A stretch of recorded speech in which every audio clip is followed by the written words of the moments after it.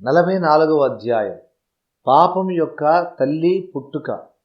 పరిపూర్ణుడైన దేవుని ధర్మోపదేశం విని దానిని నమ్మటం ద్వారా అపారమైన నైతిక బలాన్ని సంతరించుకున్న విశ్వసామ్రాజ్య పౌరుల సంకల్ప బలం కారణంగా నిత్యచీకటి విశ్వసామ్రాజ్య పొలిమేరల వెలుపల మాత్రమే ఉండిపోయి అల్లాడుతూ ఉండగా సువిశాల విశ్వసామ్రాజ్యం ఆనంద డోలికల్లో మనుగడ సాగిస్తూ ఉంది.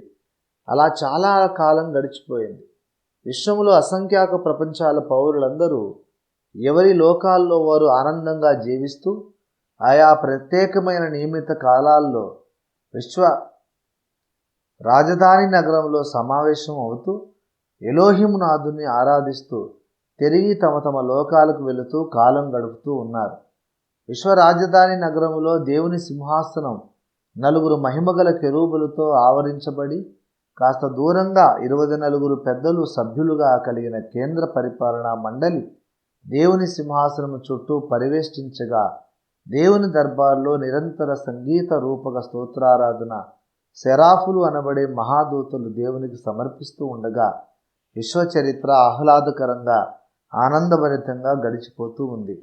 ఆ అద్భుత విశ్వ సామ్రాజ్యంలో ఆది సంభూతుడు అయిన దేవకుమారుడు ప్రతి స్థాయిలోనూ ప్రతి ఒక్కరికి భిన్న రూపాలలో విభిన్నమైన హోదాలలో ప్రత్యక్షుడు అవుతూ విశ్వంబరుడై విశ్వ నిర్వాహకుడై ఎవరూ విస్మరించడానికి వీలు లేని విశ్వ ప్రముఖుడై సర్వము తానే అయి అంతటా తానే అయి ప్రకాశిస్తూ ఉన్నాడు.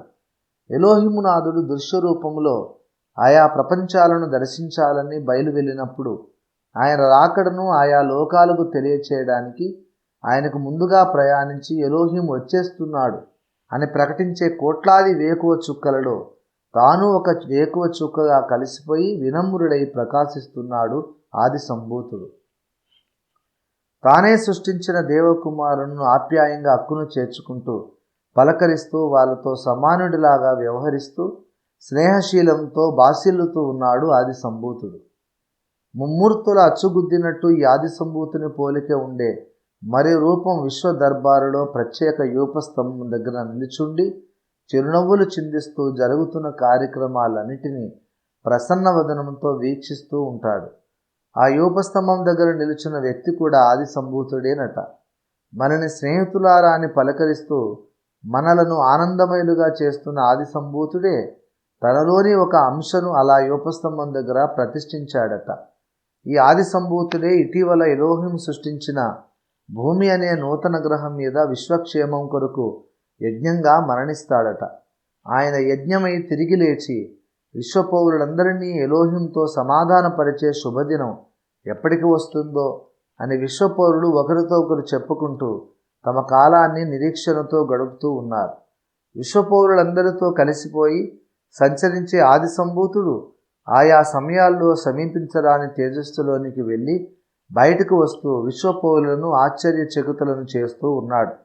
ఎలోహిమునాథుడు లూసిఫరును తన వ్యక్తిగత అంగరక్షక దళాధిపతిగా నియమించి విశ్వమంతటిలోనూ శాంతి భద్రతల విభాగములో సర్వోన్నత శాఖకు అధిపతిగా నియమించి ఆ భూగ్రహపు ఆత్మలో నిర్మితమైన పాతాళలోకపు రాజుగా లూసిఫరును పట్టాభిషేకం చేసి ఆత్మల నిర్మాణ కర్మాగారంలో లూసిఫరును తనతో భాగస్వామిగా చేసి దేవునికి ప్రతిష్ఠితమైన మహోన్నత పర్వతం మీద దేవునితో ఏకాంతంగా సంభాషిస్తూ విశ్వమర్మాలు దేవునితో చర్చిస్తూ సమయం గడిపే అవకాశం కలిగిన ఏకైక దైవ కుమారుడిగా లూసిఫరును దీవించి ఎంతో సమున్నత స్థాయికి లూసిఫరును హెచ్చించాడు. అయినా విశ్వంలో అత్యంత ప్రముఖుడు మాత్రం ఆది సంభూతుడేనని ఎలోహిం ప్రకటించాడు. ఎలోహిం సర్వోన్నతుడు గనక ఆయన నియామకాన్ని ధిక్కరించడానికి వీలు లేదు. విశ్వంలో అత్యంత ప్రముఖుడిగా ఎలోహిం దర్బారులో ఆది సంభూతుడు సమున్నతుడిగా నిలిచిపోయాడు. కానీ ఆది సంభూతుడు అత్యంత ప్రముఖుడిగా ఉండటం విశ్వంలో కొంతమందికి నచ్చలేదు. సృష్టించబడిన వారందరిలోనూ అతి సుందరుడు, పరిపూర్ణ జ్ఞాని, అత్యధిక మహిమ కలిగిన వాడైన లూసిఫరుకు ఈ నియామకం ససేమిరా నచ్చలేదు. కాలుతున్న రాళ్ళ మధ్యలో ఎలోహిం నాథుడు లూసిఫరును తన ఆప్తమిత్రుడుగా గౌరవించి తన రహస్యాలని లూసిఫరుకు తెలియజేశాడు. లూసిఫరుకు తెలియని విషయం అంటూ లేదు. నీకు మర్మమైనదేదీ లేదు. యెహెజ్కేలు 28:3. అని దేవుడే ప్రశంసించాడు. అందుచేత మర్మాలన్నీ ఎరిగిన నేను సౌందర్యములోను జ్ఞానములోను బల పరాక్రమాలలోనూ అందరినీ మించిన వాడనైన నేను ఆది సంభూతునితో సమానుడని ఎందుకు కాకూడదు అన్న తలంపు లూసిఫర్ మదిలో మెదిలింది. అంతే. ఆ తలంపు అంతకంతకు బలపడి నేను తప్పకుండా ఆది సంభూతునితో సమానుని కావాలి అన్న దురాశగా మారింది. లూసిఫర్ సృష్టికర్తను పడద్రోసి తానే సర్వోన్నత సింహాసనం ఆక్రమించాలని, తానే దేవుని స్థానంలోనికి రావాలని అనుకున్నాడని, ప్రయత్నించాడని సాధారణంగా మనం అనుకుంటూ ఉంటాం. అయితే ఈ సందర్భంగా మనం లోతుగా ఆ కాలపు లూసిఫర్ మనస్తత్వాన్ని, అతను అవలంబించిన తర్కాన్ని అర్థం చేసుకోవలసిన అవసరం ఉంది. లూసిఫర్ తెలివైనవాడు. అంత తెలివైన వ్యక్తి సృష్టికర్తను పడద్రోయగలనని ఎలా అనుకుంటాడు? సృష్టికర్త అంటే తనంతట తానే ఉన్న ఒక అనంత శక్తి సంపన్నుడు. ఆయన సృష్టిస్తే ఉనికిలోనికి వచ్చిన వాడు లూసిఫర్. సృష్టించబడిన వాడు తనను సృష్టించిన వాడిని ఎలా పడద్రోస్తాడు? కుమ్మరివాడు తాను చేసిన కుండను పగలగొట్టగలడు, కానీ కుండ ఆ కుమ్మరివాడిని చంపగలదా? అది అసంభవం కదా. అలాగే సృష్టికర్త తాను సృష్టించిన లూసిఫర్ను నాశనం చేయగలడు, కానీ లూసిఫర్ తన సృష్టికర్తను ఎలా పడద్రోయగలడు? ఈ మాత్రం ఆలోచన ఇంగితం లూసిఫర్కు లేవా? మర్చిపోకండి, దేవుని ప్రథమ సృష్టి అయిన లూసిఫర్ మనందరికంటే చాలా తెలివైనవాడు. సృష్టికర్తను లేకుండా చేయగలను అని కానీ, ఆయనను సింహాసనం నుండి పడద్రోయగలనని కానీ పూర్ణ జ్ఞానిగా ఉండిన సమయంలో లూసిఫర్ కలలో కూడా ఊహించడు. ఇక్కడ అసలు విషయం ఏమిటంటే, లూసిఫర్ తాను దేవుని అవుతానని కానీ దేవుని పడద్రోస్తానని కానీ ప్రారంభంలో అనుకోలేదు. దేవుని పడద్రోయాలి అనేది లూసిఫర్కు తర్వాతి దశలో వచ్చిన ఆలోచన. వాస్తవానికి ప్రారంభంలో లూసిఫర్ అనుకున్నది ఏమిటో యెషయా ప్రవక్త మనకు చెబుతున్నాడు. మొదటిగా, దేవుని నక్షత్రములకు పైగా నా సింహాసనమును హెచ్చింతును అని లూసిఫర్ అనుకున్నాడట. రెండవదిగా, మహోన్నతునితో నన్ను సమానునిగా చేసుకొందును అని కూడా అతడు అనుకున్నాడట. యెషయా 14:13-14. మహోన్నతుడు అంటే ఆది సంభూతుడు అని ఇంతకు ముందు మనం చెప్పుకున్నాం. దేవుని జనితేక కుమారుడైన ఆది సంభూతునితో తాను సమానుడు కావాలని లూసిఫర్ ఆశించాడు. అది లూసిఫర్ దురాశ. దురాశ అనేది ప్రారంభమై రాను రాను కాలం గడిచే కొలది పరిపక్వమైంది. ఒక దశ వచ్చేసరికి లూసిఫర్ తన జీవిత లక్ష్యాన్ని స్థిరంగా నిర్దేశించుకున్నాడు. 600 ఎంత కష్టమైనా సరే తాను మహోన్నతునితో అంటే నాద శరీరుడైన ఆది సంభూతునితో దేవుని జనితేక కుమారునితో సమానుడు కావాలని, ఆ స్థాయికి తన సింహాసనాన్ని హెచ్చించాలని లూసిఫర్ స్థిర తీర్మానానికి వచ్చేశాడు. ఆ విధంగా దురాశాపరుడైన లూసిఫర్ చీకటి మూటగా మారిపోయి తన జ్ఞానాన్ని చెరుపుకున్న తర్వాత దేవుని పడద్రోయగలను అనే మూర్ఖపు ఆలోచన కూడా నిజంగానే లూసిఫర్కు వచ్చింది. అందుకే ప్రకటన 12వ అధ్యాయంలో అపవాది వారి దూతలు పరలోక పట్టణం మీదకి యుద్ధానికి వెళ్ళడం మనం చూస్తాం. ఎంతటి మూర్ఖపు సాహసం ఇది! పూర్ణ జ్ఞానిగా ఉన్న దినాలలో అయితే లూసిఫర్ ససేమిరా ఆ పని చేయడు. అతడు తన జ్ఞానాన్ని చెరుపుకున్న తర్వాత తాను దేవుని కంటే అధికుడననే భ్రమలో పడిపోయాడు. లూసిఫర్ మేధో మదనం. ఒక విషయం మనం మర్చిపోకూడదు. దేవుడు యెహెజ్కేలు 28వ అధ్యాయములో లూసిఫర్ యొక్క సౌందర్యాన్ని, జ్ఞానాన్ని మాత్రమే ప్రశంసించలేదు, అతని యథార్థతను కూడా ప్రశంసించాడు. నీవు నియమింపబడిన దినము మొదలుకొని పాపము నీ యందు కనబడు వరకు ప్రవర్తన విషయంలో నీవు యథార్థవంతుడుగా ఉంటివి. యెహెజ్కేలు 28:15. అంతటి యథార్థవంతుడు ఒక దుష్టతలంపు రాగానే వెనుక ముందు చూడకుండా ఒక దుష్ట కార్యానికి ఎలా పూనుకుంటాడు? తప్పకుండా లూసిఫర్ తనకు కలిగిన ఆలోచనలోని న్యాయాన్యాయాలను, ఇది సాధ్యమా కాదా అన్న విషయాన్ని, ఇది ఎంతవరకు సమంజసం అనే విషయాన్ని జాగ్రత్తగా ఆలోచించాడు, బేరీజు వేశాడు. మొట్టమొదట దేవుని పరిపాలనలో తనకు అన్యాయమే జరుగుతుందని లూసిఫర్ నమ్మాడు. మహోన్నతుడైన ఆది సంభూతునికి తాను ఏ విధంగానూ తీసిపోనని అతడు భావించాడు. జనితేక కుమారుడికి ఇచ్చిన ఉన్నత సింహాసనం ప్రక్కన అదే స్థాయిలో నాకు కూడా ఉన్నత సింహాసనాన్ని దేవుడు ఎందుకు ఇవ్వకూడదు అని లూసిఫర్ మదనపడ్డాడు. విశ్వములో జరుగుతున్న వ్యాపారంలో అధిక శాతం సింహభాగం లూసిఫర్ ఆధీనంలోనే ఉంది. అందుచేత విశ్వములోని ధననిధులు, ఐశ్వర్యం కూడా అధిక భాగం లూసిఫర్ ఆధీనమే. నేను సృష్టించబడిన వాడిని కావచ్చు, నేను సృష్టించబడిన వాడిని అయినప్పటికీ దేవుడు ఏదీ దాచుకోకుండా విశ్వరహస్యాలన్నీ నాకు చెప్పాడు కదా. పరిపూర్ణ జ్ఞానాన్ని, సంపూర్ణ సౌందర్యాన్ని నాకు ఇచ్చాడు కదా. అలాంటప్పుడు సృష్టికర్త ప్రతినిధిగా ఆది సంభూతుడు, సృష్టికి ప్రతినిధిగా లూసిఫర్, ఇద్దరూ సమాన స్థాయిలో అగ్రపీఠాలు అలంకరిస్తారు అని దేవుడు ప్రకటిస్తే దేవుడు తన సృష్టిని గణపరిచినట్లు అవుతుంది కదా. అప్పుడు విశ్వము దేవుని ప్రేమను మరీ అధికంగా ప్రస్తుతిస్తుంది కదా అని ఆలోచించాడు లూసిఫర్. తన నిర్ణయం న్యాయమేనని, సమర్థనీయమేనని తాను తీసుకున్న ఈ నిర్ణయం విశ్వానికి మరింత అధిక ఆనందాన్ని, దేవునికి మరీ అధికంగా మహిమను కలిగిస్తుందని లూసిఫర్ నమ్మాడు. ఈ విధంగా తాను సమర్థించుకునే అవకాశం ఉన్నప్పటికీ దేవుడు తనంత తాను ఇష్టపూర్వకంగా అనుగ్రహించని ఒక వరాన్ని, ఒక పదవిని తాను కోరుకోవడం దేవుణ్ణి ధిక్కరించడమే అవుతుంది కదా అన్న భయం కూడా లూసిఫర్ హృదయంలో మెదులుతూనే ఉంది. సృష్టికి కర్త దేవుడే అయినప్పుడు ఆ సృష్టి జాలంలో ఎవరి స్థానం ఏమిటో నిర్ణయించే హక్కు, అధికారం దేవునిదే కదా. అధికార పదవుల విషయంలో దేవుని కంటే మంచి తాను ఆలోచించి నిర్ణయాలు తీసుకోవడం తప్పు కదా, అన్యాయం కదా అనే సందిగ్ధంలో కొంతకాలం లూసిఫరు ఉండిపోయాడు. న్యాయాన్యాయాల సంగతి ఎలా ఉన్నా అసలు తాను మహోన్నతుడితో సమానం కావడం సాధ్యమా అన్న విషయాన్ని కూడా లూసిఫర్ ఆలోచించాడు. ఆది సంభూతుడు కోట్లాది మంది వేకువ చుక్కలలో ఒకనిగా చలామణి అవుతూ అందరికంటే అగ్రపీఠాన్ని అధిష్ఠించాడు అనే విషయం కాస్త ప్రశ్నించదగినదిగా కనబడుతూ ఉన్నప్పటికీ ఆ ఆది సంభూతుడు సమీపించడాన్ని చేదిస్సులోనికి వెళ్ళి వస్తూ ఉండటాన్ని బట్టి ఆయన దేవునితో సమానుడుగా కూడా కనబడుతూ ఉన్నాడు. ఎలోహింకు వేరుగా ఆది సంభూతుడు కనబడుతున్నప్పటికీ ఎలోహింలో ఉన్న అక్షయత, ఆరంభము లేని ఉనికి అనే లక్షణాలు మహోన్నతుని అనగా ఆది సంభూతినిలో కూడా ఉన్నట్లు కనబడుతున్నాయి. ఆ లెక్కన ఆది సంభూతినితో తలపరడం అన్నా, ఎలోహింతో తలపరడం అన్నా ఒకటే అవుతుంది. ఆరంభము లేని ఉనికి కలిగిన ఆది సంభూతినితో ఒకనాడు క్రొత్తగా ఉనికిలోనికి వచ్చిన తాను ఏ విధంగా తలపడగలడు? అది సాధ్యమా? ఎలా సాధ్యమవుతుంది? ఈ విషయాలను లూసిఫర్ ఆలోచిస్తూ ఆలోచనా పదములో 2 దారులు కలిసే కూడలికి వచ్చాడు. అక్కడ నుండి లూసిఫర్ ఎటైనా వెళ్ళవచ్చు. విధేయత మార్గాన్ని ఎన్నుకోవచ్చు, లేదా ధిక్కార మార్గంలో నడవచ్చు. ఈ దశలో లూసిఫర్ మంచి చెడు కాని మధ్యస్థ స్థితిలో ఉన్నాడు. ఇంకా అతడు ఎటూ నిర్ణయించుకోలేదు. ఆ స్థితిలో అతడు ఒక తెలివైన దుర్మార్గపు పని చేశాడు. తెలివైన దుర్మార్గం. లూసిఫర్ మనం ఊహించగలిగిన దానికన్నా చాలా తెలివైన వాడు అని మనం ఇదివరకే చాలాసార్లు చెప్పుకున్నాం. లూసిఫర్ 2 రోడ్ల కూడలిలో నిలుస్తున్నాడు. ఆ దశలో తాను ఏ వైపుకు ప్రయాణించాలో ఇంకా నిర్ణయం తీసుకోకముందే మహామేధావి అయిన లూసిఫర్ తనకు క్షేమకరమైన పరిస్థితి కల్పించుకోవాలని తీర్మానించుకున్నాడు.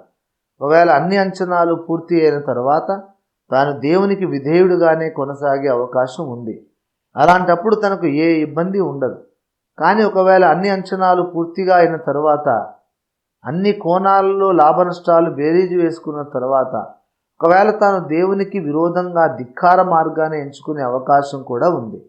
ఒకవేళ ధిక్కార మార్గాన్ని తాను ఎంచుకోవాలని నిర్ణయించుకుంటే దానికి చాలా జాగ్రత్తగా వ్యూహరచన చేయాల్సి ఉంది. తాను దేవునికి వ్యతిరేకంగా ఏ రీతిగా తన పనులు చేసుకోవాలో నిశ్చయంగా తన లక్ష్యాన్ని సాధించడానికి సమర్థవంతమైన వ్యూహాలు రచించేటప్పుడు తనకు ప్రైవసీ అనేది అవసరం. దేవుని సామ్రాజ్యమైన విశ్వంలో లూసిఫర్ తన సొంత సామ్రాజ్యాన్ని నిర్మించుకోవడానికి దుష్ట వ్యూహాలు రచిస్తూ ఉండగా అతడి ఆలోచనలు దేవునికి కానీ ఇతర కేంద్ర పరిపాలనా మండలి సభ్యులకు కానీ దేవుని పట్ల సంపూర్ణ విధేయత కలిగిన విశ్వపౌరులు ఎవరికైనా కానీ లూసిఫర్ దుష్టతలంపులు తెలిసిపోకుండా ఉండాలి. ఇతడి మనస్సులోని దుష్టతలంపులు ఎవరికీ ఏమాత్రమూ బయటికి పొక్కకుండా ఉండాలి. ఇది ఆ నిర్ణయాత్మక ఘట్టంలో లూసిఫర్ వ్యక్తిగత జీవితంలో అత్యవసర విషయం. తాను దేవుని ధిక్కరించాలని నిర్ణయించుకున్నప్పుడే ఆ విషయం బట్టబయలు అయిపోతే వెంటనే దేవుడు ప్రతిస్పందించి తన అమోఘ దైవశక్తిని ప్రయోగించి లూసిఫర్ను బంధించి వేస్తే ఇక అతడు తన లక్ష్యాన్ని చేరుకునే అవకాశమే ఉండదు కదా. అందుచేత మహామేధావి అయిన లూసిఫర్ ఒక పని చేయాలనుకున్నాడు. మనం 15వ అధ్యాయంలో చెప్పుకున్న విషయాన్ని మరోసారి జ్ఞప్తికి తెచ్చుకోండి. మనసులోని విషయాలను కూడా తేటగా గ్రహించగలిగే సామర్థ్యం దేవునికి ఉండటాన్ని మొట్టమొదటిసారి లూసిఫర్ గమనించి ఆశ్చర్యపోయి, ఎవరి ఆలోచనలైనా ఎప్పటికైనా మరుగై ఉండే అవకాశం ఉందా అని దేవుణ్ణి ప్రశ్నించాడు. అసలు దేవుడు తన మనస్సు చుట్టూ ఒక భావతరంగాల అడ్డుగోడను, భావతరంగ ప్రాకారాన్ని నిర్మించుకొని తన మనస్సులోనికి ఇతరుల మనోదృష్టి ప్రచురించకుండా అడ్డుకోగలిగే శక్తి కొంతమందికి ఉంటుందని, అలాంటి శక్తిమంతులలో లూసిఫర్ కూడా ఉన్నాడని ఎలోహిం చెప్పాడు. ఆ విషయం ఇప్పుడు జ్ఞాపకానికి తెచ్చుకొని లూసిఫర్ పరమానంద భరితుడైపోయాడు. విజయం వైపుగా, తన ఆశయ సాఫల్యం వైపుగా తాను తొలి అడుగు వేసినట్టే అనుకొని లూసిఫర్ మురిసిపోయాడు. ఆ తర్వాత లూసిఫర్ పాతాళ లోకములోని తన భవనంలో అభ్యంతర మందిరములో ఏకాంతంగా కూర్చుండి తనలోని మనోతరంగాలను తన మస్తిష్కము నుండి శక్తివంతంగా బయటికి వెలువడజేస్తూ, అలా వెలువడిన మనోతరంగాలను ఇటుకలు పేర్చినట్లుగా పేర్చి, జడలు అల్లినట్లుగా అల్లి, తన మస్తిష్కం చుట్టూ భావతరంగాల గజిబిజిని బలమైన ప్రాకారంగా నిర్మించుకున్నాడు. ఇదే ప్రక్రియను ఈనాడు కంప్యూటర్ యుగంలో అమలు చేస్తున్నాం. ఉగ్రవాదులు కొన్ని స్థలాల్లో బాంబులు రహస్యంగా దాచి కాస్తంత దూరం నుండి మొబైల్ ఫోన్ ద్వారా, రిమోట్ కంట్రోల్ ద్వారా ఆ బాంబులను పేల్చే అవకాశం ఉన్నది. ఎప్పుడైతే ప్రభుత్వం ఈ ప్రమాదాన్ని పసిగడుతుందో ఆ ప్రదేశాల్లో అధికారులు జామర్లను ఏర్పాటు చేస్తారు. ఈనాడు పెద్ద పెద్ద జలాశయాల మీద కట్టబడిన ప్రాజెక్టులన్నిటి మధ్య జామర్లు ఉన్నాయి. ఆ ప్రదేశానికి వెళ్ళేసరికి మన మొబైల్కి సిగ్నల్స్ అందవు. అలాగే రక్షణ శాఖకు చెందిన ప్రదేశాల్లో, సైనిక స్థావరాల్లో కొన్ని చోట్ల మన మొబైల్ ఫోన్స్ పనిచేయవు. ఒక మొబైల్ ఫోన్ కొన్ని తరంగాలను మరో మొబైల్ ఫోన్లోనికి పంపిస్తూ ఉంది. మధ్యలో జామర్ అడ్డు తగులుతుంది. అక్కడ కమ్యూనికేషన్ డెడ్ అయిపోయింది. సరిగ్గా ఇదే పని లూసిఫర్ చేశాడు. తన మనస్సు చుట్టూ థాట్ వేవ్ జామర్ని అతడు ఏర్పాటు చేసుకున్నాడు. ఇక మీదట తాను దేవునికి ఒకవేళ విరోధంగా నడవటానికి నిర్ణయించుకున్నా, దేవుని పట్ల ధిక్కార వైఖరి అవలంబించదలుచుకున్నా, తనలోని ఆ విషయం గుట్టుగా ఉండిపోతుంది. ఎవ్వరికీ తెలియని రహస్యంగా తనలోని నిగూఢంగా ఉండిపోతుంది. ఈ ప్రక్రియ పూర్తి చేసిన తర్వాత కూడా లూసిఫర్ వెంటనే పాలసీ నిర్ణయం తీసుకోలేదు. తాను ఎటు నడవాలో అప్పుడే తుది నిర్ణయం తీసుకోలేదు. మొదట తాను తన మస్తిష్కం చుట్టూ నిర్మించుకున్న భావతరంగ ప్రాకారం ఎంతవరకు పటిష్టంగా ఉన్నదో, ఏ మేరకు సమర్థవంతంగా పనిచేస్తున్నదో పరీక్షించి చూడాలనుకున్నాడు. ఆ తర్వాత లూసిఫర్ విశ్వంలోని బలవంతులైన మహిమగల దైవకుమారులందరి దగ్గరకు వెళ్ళాడు. మహిమగల కెరూబులు, సెరాఫులు అనబడే మహాదూతలు, ప్రధానులు, అధికారులు మొదలైన మహిమాన్వితులందరి వద్దకు వెళ్ళాడు. వాళ్ళ సమక్షంలో నిలవబడి వాళ్ళను గూర్చి రకరకాల తలంపులు, లెక్కలు, అంచనాలు, అభిప్రాయాలు తనలో తాను ఏర్పరచుకుంటూ ఈ విషయం వాళ్ళకు ఏమాత్రమైనా వాసన తగులుతుందేమో పరీక్షించి చూశాడు. ఎవరికీ ఏమాత్రమూ అనుమానం రాలేదు. అలా 100% లూసిఫర్ తన అంతరంగాన్ని ఎవ్వరికీ అందని రహస్య మందిరంగా మార్చుకున్న తర్వాత అప్పుడు అసలు తాను ఏం చేయాలో, ఏ రీతిగా ప్రయాణించాలో తనకు తాను నిర్దేశించుకునే నిర్ణయాత్మక మేధోమథనానికి పూనుకున్నాడు. ఖరారైన దుష్ట వ్యూహం. లూసిఫర్ తాను నిర్మించుకున్న దుర్భేద్యమైన భావతరంగాల గోడల వెనుక తన ముందు ఉన్న విభిన్న అవకాశాల ఫలితాలు, పర్యవసాలు, వాటి లాభ నష్టాలు ఎలా ఉంటాయో జాగ్రత్తగా బేరీజు వేసుకోవడం మొదలుపెట్టాడు. ప్రప్రదంగా అతడు తాను దేవునికి విధేయుడుగానే కొనసాగితే ఎలా ఉంటుందో ఊహించుకొని చూసుకున్నాడు. ప్రస్తుతం ఉన్నట్లుగానే తన దేవుని కార్యాలను ప్రశ్నించకుండా, వ్యతిరేకించకుండా దేవునికి సంపూర్ణ విధేయత కనపరుస్తూ ఉండిపోతే ఏం జరుగుతుంది? ఏమీ జరగదు. మామూలుగా తాను ఇప్పుడు ఉన్నట్టే ప్రధాన అధిపతులలో ఒకనిగా ఉండిపోతాడు. స్తుతులు, ఆరాధనలు ఆ ఆది సంభూతునికే చెందుతాయి.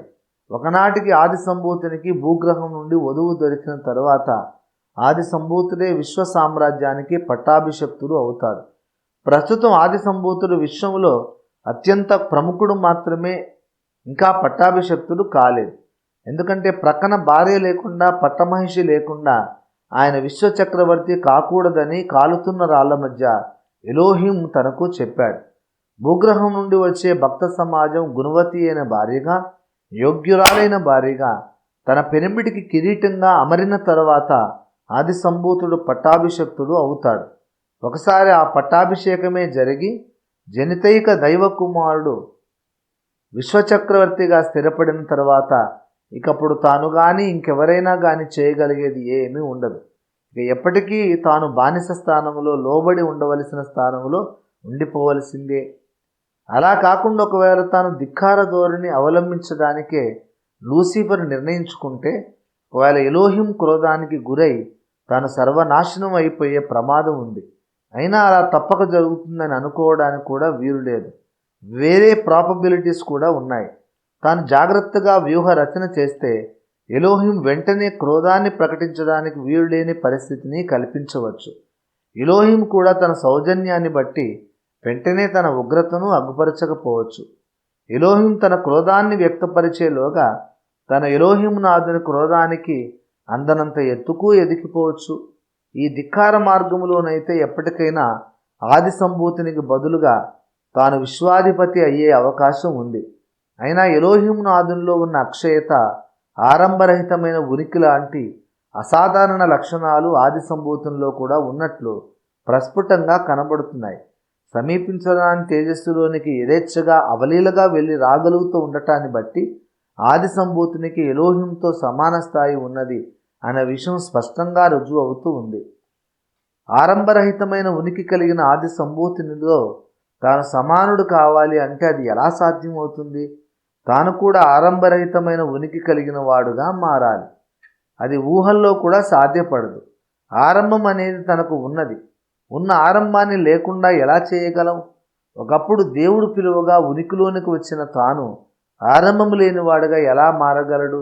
అంటే దేవుని సృష్టిలో అసలు ధిక్కారానికి అవకాశమే లేదా? బేషరతుగా లోబడి ఉండటం ఒక్కటేనా సృష్టిజాలం ఎదుట ఉన్న మార్గం? తప్పు చేయటానికి అవకాశమే లేని స్వేచ్ఛ అసలు స్వేచ్ఛే కాదు కదా. దేవుడు తాను సృష్టించిన పిల్లలను స్వేచ్ఛ ఇచ్చాడు. స్వేచ్ఛ అంటే ఒక మార్గంలో వెళ్ళటానికి మాత్రమే అవకాశం ఉండడం కాదు కదా. అందుచేత ధిక్కారానికి అవకాశం ఉండాలి. అంటే ఆది సంభూతినితో కూడా విరోధం పెట్టుకునే అవకాశం ఉండాలి. ఆరంభం లేకుండా ఉన్నవాడితో తలపడి పోరాడే అవకాశం సృష్టింపబడిన నాకు కూడా ఉండాలి. ఏమిటి ఆ అవకాశం? నేను వ్యతిరేకించాలనుకుంటున్నవాడు నిత్యుడు, తన ఉనికికి ఆరంభం లేనివాడు. అలాంటి వ్యక్తితో తలపడి పోరాడే సామర్థ్యం ఒకప్పుడు సృష్టింపబడిన నాకు ఎలా కలుగుతుంది? లూసిఫర్ మేధోమదనం ఈ దశకు వచ్చేసరికి అతని మనోప్రపంచంలో ఒక తలంపు జిగేల్మంటూ మెరిచింది. ఆరంభం లేని ఉనికి కలిగిన మరో శక్తి కూడా విశ్వములో ఉన్నట్టు ఎలోహిం నాథుడు తన పిల్లలందరికీ చెప్పాడు.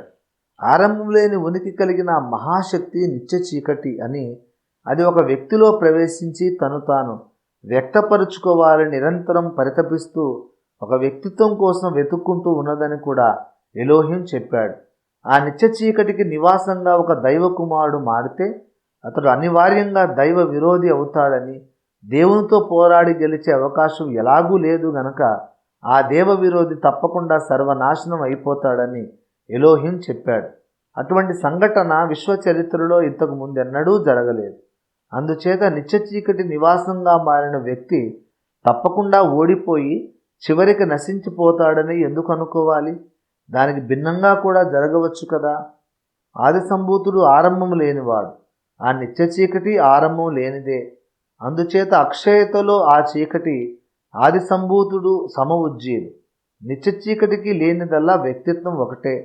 నా వ్యక్తిత్వాన్ని నేనే ధారపోస్తే, ఆ నిత్య చీకటిలోని నిత్యత్వం నాకు సంక్రమిస్తే, నా సకల ఐశ్వర్యం, జ్ఞానం, బల పరక్రమాలు ఆ నిత్య చీకటి సొంతం అవుతాయి.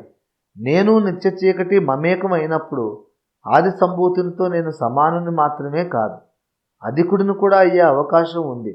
ఆది సంభూతుడు ఒకటి అయితే నేను 1.5 అవుతాను.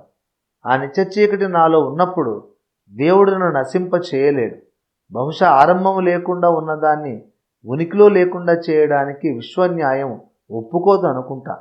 ఒకవేళ అనాదిగా ఉన్న ఒక శక్తిని, ఆరంభం లేకుండా ఉన్న ఒక శక్తిని సంపూర్ణంగా నశింపజేసి బొత్తిగా ఉనికిలో లేకుండా చేయడానికి విశ్వన్యాయం ఒప్పుకున్నట్లయితే, దేవుడు గడిచిపోయిన నిత్యత్వంలో నుండి యుగాలు ప్రారంభమయ్యాక అనేక యుగాల పాటు ఆ నిత్య చీకటి పెట్టే చికాకును దేవుడు ఎందుకు భరిస్తాడు?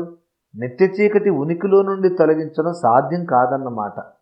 ఒకవేళ అదే నిజమైతే ఆ నిత్య చీకటిని నేను నాలో చేర్చుకుంటే అప్పుడు మహోన్నతులైన ఆది సంభూతుడి సమఉజ్జీని అవుతాను. ఎలోహిం నాథుడు ఎలాగూ న్యాయవంతుడు గనక సమఉజ్జీలమైన మాకు సమానంగా రాజ్యాన్ని పంచమని నేను అడుగుతాను. ఎలోహిం నాథుడు నాకు ఒకవేళ న్యాయం జరిపిస్తే మంచిదే. ఒకవేళ ఆయన న్యాయం చేయకపోయినా నేను శాశ్వతంగా ఆది సంభూతుడికి సమఉజ్జీగా మిగిలిపోతాను. ఎలోహిం నన్ను ఎలాగూ నశింపచేయలేడు. కనీసం అన్యాయమైపోయిన ఒక మహానుభావుడిగా విశ్వచరిత్రలో నేను మిగిలిపోతాను. విశ్వ పౌరులందరి సానుభూతి పొంది విశ్వ హృదయాల్లోనైనా సామ్రాట్టును అవుతాను. ఎలా చూసినా, ఏ కోణములో ఆలోచించినా దేవుని ధిక్కరించడం వలన లాభమే గాని నష్టం ఉన్నట్టు కనిపించడం లేదు. ఇది ఆనాడు లూసిఫర్ మధ్యలో పాదరసంలా చురుగ్గా పనిచేసిన తర్కం. ఏతావాత లూసిఫర్ మేధోమథనం ఒక కొలిక్కి వచ్చింది. తాను అవలంబించవలసిన మార్గం ఏదో లూసిఫర్ నిర్ణయించుకున్నాడు. తనకంటూ ఒక లక్ష్యాన్ని స్పష్టంగా నిర్దేశించుకున్నాడు. అయినా వెంటనే లూసిఫర్ ఆ మార్గంలో నడవలేదు. వెంటనే అతడు తన నిర్ణయాన్ని అమలు చేయలేదు. ఇంత ప్రాముఖ్యత కలిగిన కీలక నిర్ణయాన్ని హడావుడిగా అమలు చేయవలసిన అవసరం లేదనుకున్నాడు లూసిఫర్. నిదానమే ప్రధానం అనుకున్నాడు. ఆచితూచి అడుగు వేయాలని నిర్ణయించుకున్నాడు. డి. మేకవన్య పులి, పయోముఖ విషకుంభం. పయస్సు అంటే పాలు, పయోముఖం అంటే పైన పాలే కనబడుతున్నాయి అన్నమాట. కుంభం అంటే కుండ, విషకుంభం అంటే విషపు కుండ, విషము నిండిన పాత్ర. కానీ అది పైకి మాత్రం పాలకుండలాగే కనబడుతుంది. అలాంటి వ్యక్తులు కొందరుంటారు. వీళ్ళనే మేకవన్య పులి అని కూడా సమాజం పిలుస్తుంది. అంటే పైన మేక చర్మం కప్పుకుంది, కానీ వాస్తవానికి అది ఒక పెద్ద పులి అన్నమాట. ఇలాంటి వ్యక్తుల వరుసలో విశ్వచరిత్రలో మొట్టమొదటి వాడు లూసిఫర్. దేవుని మీద తిరుగుబాటు చేద్దాం అని నిర్ణయించుకున్నాడు.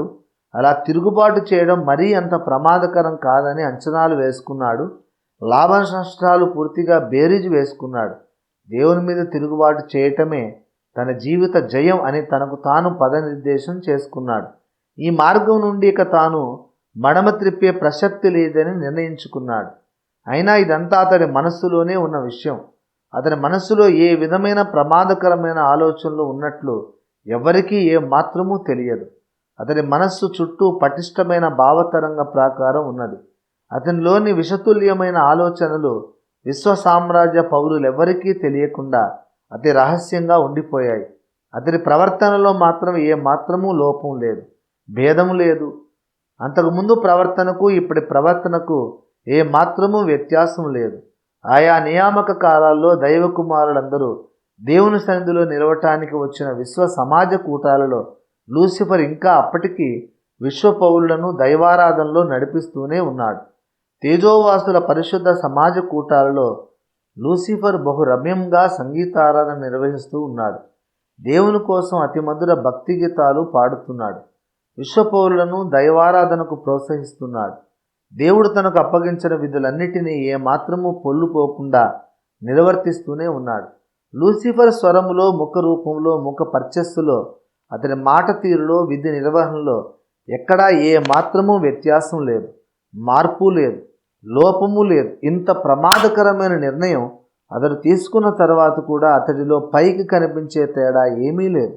అందుకే యెహెజ్కేలు 28:15లో నీవు నియమింపబడిన దినము మొదలుకొని పాపము నీ యందు కనబడు వరకు ప్రవర్తన విషయంలో నీవు యథార్థవంతుడుగా ఉంటివి అంటున్నాడు దేవుడు. దేవుడు ఎంత జాగ్రత్తగా మాట్లాడుతున్నాడో చూడండి. నీవు నియమింపబడిన దినం మొదలుకొని నీవు యథార్థవంతుడుగా ఉంటివి అంటున్నాడు దేవుడు. ఏ విషయంలో లూసిఫర్ యథార్థవంతుడుగా కనబడ్డాడు? ప్రవర్తన విషయంలో అట. ప్రవర్తన విషయంలో మాత్రమే లూసిఫర్ యథార్థవంతుడుగా కనబడ్డాడు. అతని హృదయం యథార్థంగా లేదు. అయినా ప్రవర్తనలో లోపం మనం కనుగొనలేం. ఈనాడు కూడా సమాజంలోనూ క్రైస్తవ సంఘములోనూ ఇలాంటి వాళ్ళు చాలామంది ఉంటారు. వాళ్ళు తప్పు చేయరు. వాళ్ళు ఫలానా తప్పు చేస్తున్నారని మనం నేరస్థాపన చేయలేం. కానీ వాళ్ళ హృదయం మాత్రం సరైనది కాదు. ఈ స్థితికి ఆద్యుడు లూసిఫరే. పైకి అంతా బాగానే ఉన్నట్లు కనబడుతున్నాడు లూసిఫర్. కానీ అతడు లోపల అన్యాయం పెంచుకుంటూ వచ్చాడట. లోపల నీవు అన్యాయం పెంచుకొని పాపము చేస్తూ వచ్చితివి అని దేవుడు లూసిఫర్ గురించి సాక్ష్యం పలుకుతున్నాడు. లూసిఫర్ తన హృదయాంతర్భాగములో అన్యాయం పెంచుకుంటూ వచ్చాడు. లోపల పాపం చేస్తూ వచ్చాడు. కానీ ప్రవర్తనలో మాత్రం లోపం కనబడనివ్వలేదు. తనలో గుట్టుగా సాగుతున్న అన్యాయం అది ఆలోచన విధానంలో అన్యాయం. ఆ అన్యాయపు ఆలోచన విధానాన్ని బట్టి అతనికి దేవుని పనులన్నీ తప్పుగానే కనిపించడం ఆరంభించాయి. దేవుడు చేసే ప్రతి పనిని లూసిఫర్ తన మనస్సులోనే విమర్శిస్తూ నేరారోపణ చేస్తూ దేవుడు ఇలా చేసి ఉండకూడదు కదా, మరో విధంగా చేస్తే బాగుండేది కదా అనుకుంటూనే దేవుని సేవలో కొనసాగుతూ ఉన్నాడు. తనలో దేవుని పట్ల సాగుతున్న వ్యతిరేక ఆలోచనలు దేవునికి ఏమాత్రమూ తెలియవని, తన మనస్సు చుట్టూ తాను నిర్మించుకున్న మైండ్ వేవ్ జామర్ కారణంగా దేవుడు సహా తనలోని ఆలోచనలను పసిగట్టలేకపోయాడని లూసిఫర్ లోపల సంతోషిస్తూ మరింత ధైర్యంగా అంతరంగ పాపం చేస్తూ వచ్చాడు. ఇలా అనుకోవడంలోనే ఆ మహామేధావి, ఆ పూర్ణ జ్ఞాని దారుణంగా పప్పులో కాలు వేశాడు.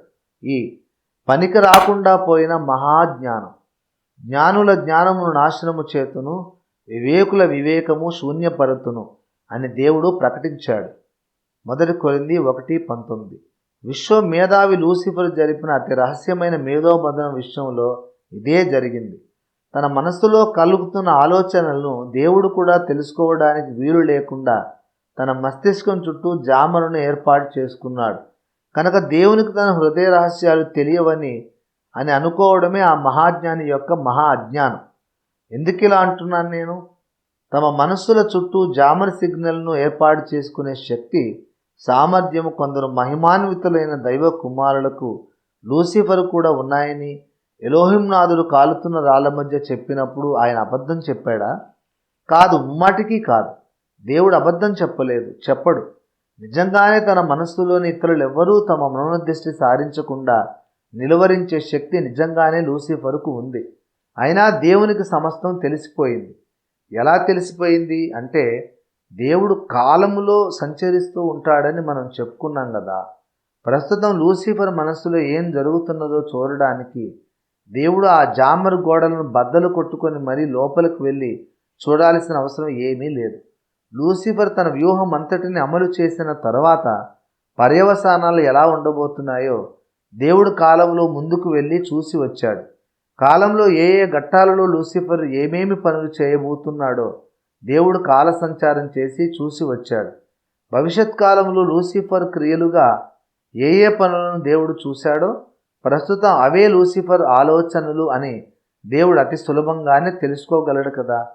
అందుచేత దేవునికి అందకుండా తన ఆలోచనలను గుమ్మనంగా దాచేశాను, అలాగే దాచి ఉంచగలను అన్న లూసిఫర్ వ్యూహం దారుణంగా విఫలమైపోయింది. దేవునికి సమస్తము తెలిసిపోయింది. అయినా దేవుడు మాత్రం ఏ మాత్రము బయటికి పొక్కకుండా, లూసిఫర్ను ప్రశ్నించకుండా, గద్దించకుండా, శిక్షించకుండా ప్రసన్నవదనంతో జరుగుతున్న విశ్వనాటకాన్ని తిలకిస్తూ మౌనంగా ఉండిపోయాడు. లూసిఫర్ దుష్టత్వం కూడా తను తాను పూర్తిగా వ్యక్తపరుచుకున్న తర్వాత యుగాంతంలో ఉండబోతున్న మహిమకరమైన స్థితిగతులను కాలసంచారం ద్వారా తండ్రి కుమార పరిశుద్ధాత్మలు చూసి తిరిగి వచ్చి మనసారా మరోసారి నవ్వుకున్నారు.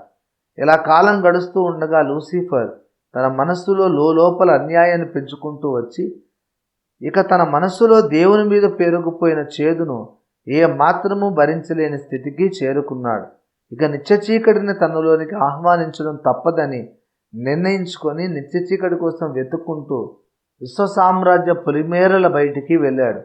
ఆ తర్వాత ఏం జరిగిందో నేను దేవుని విశ్వ ప్రణాళిక అనే గ్రంథంలో వివరించాను.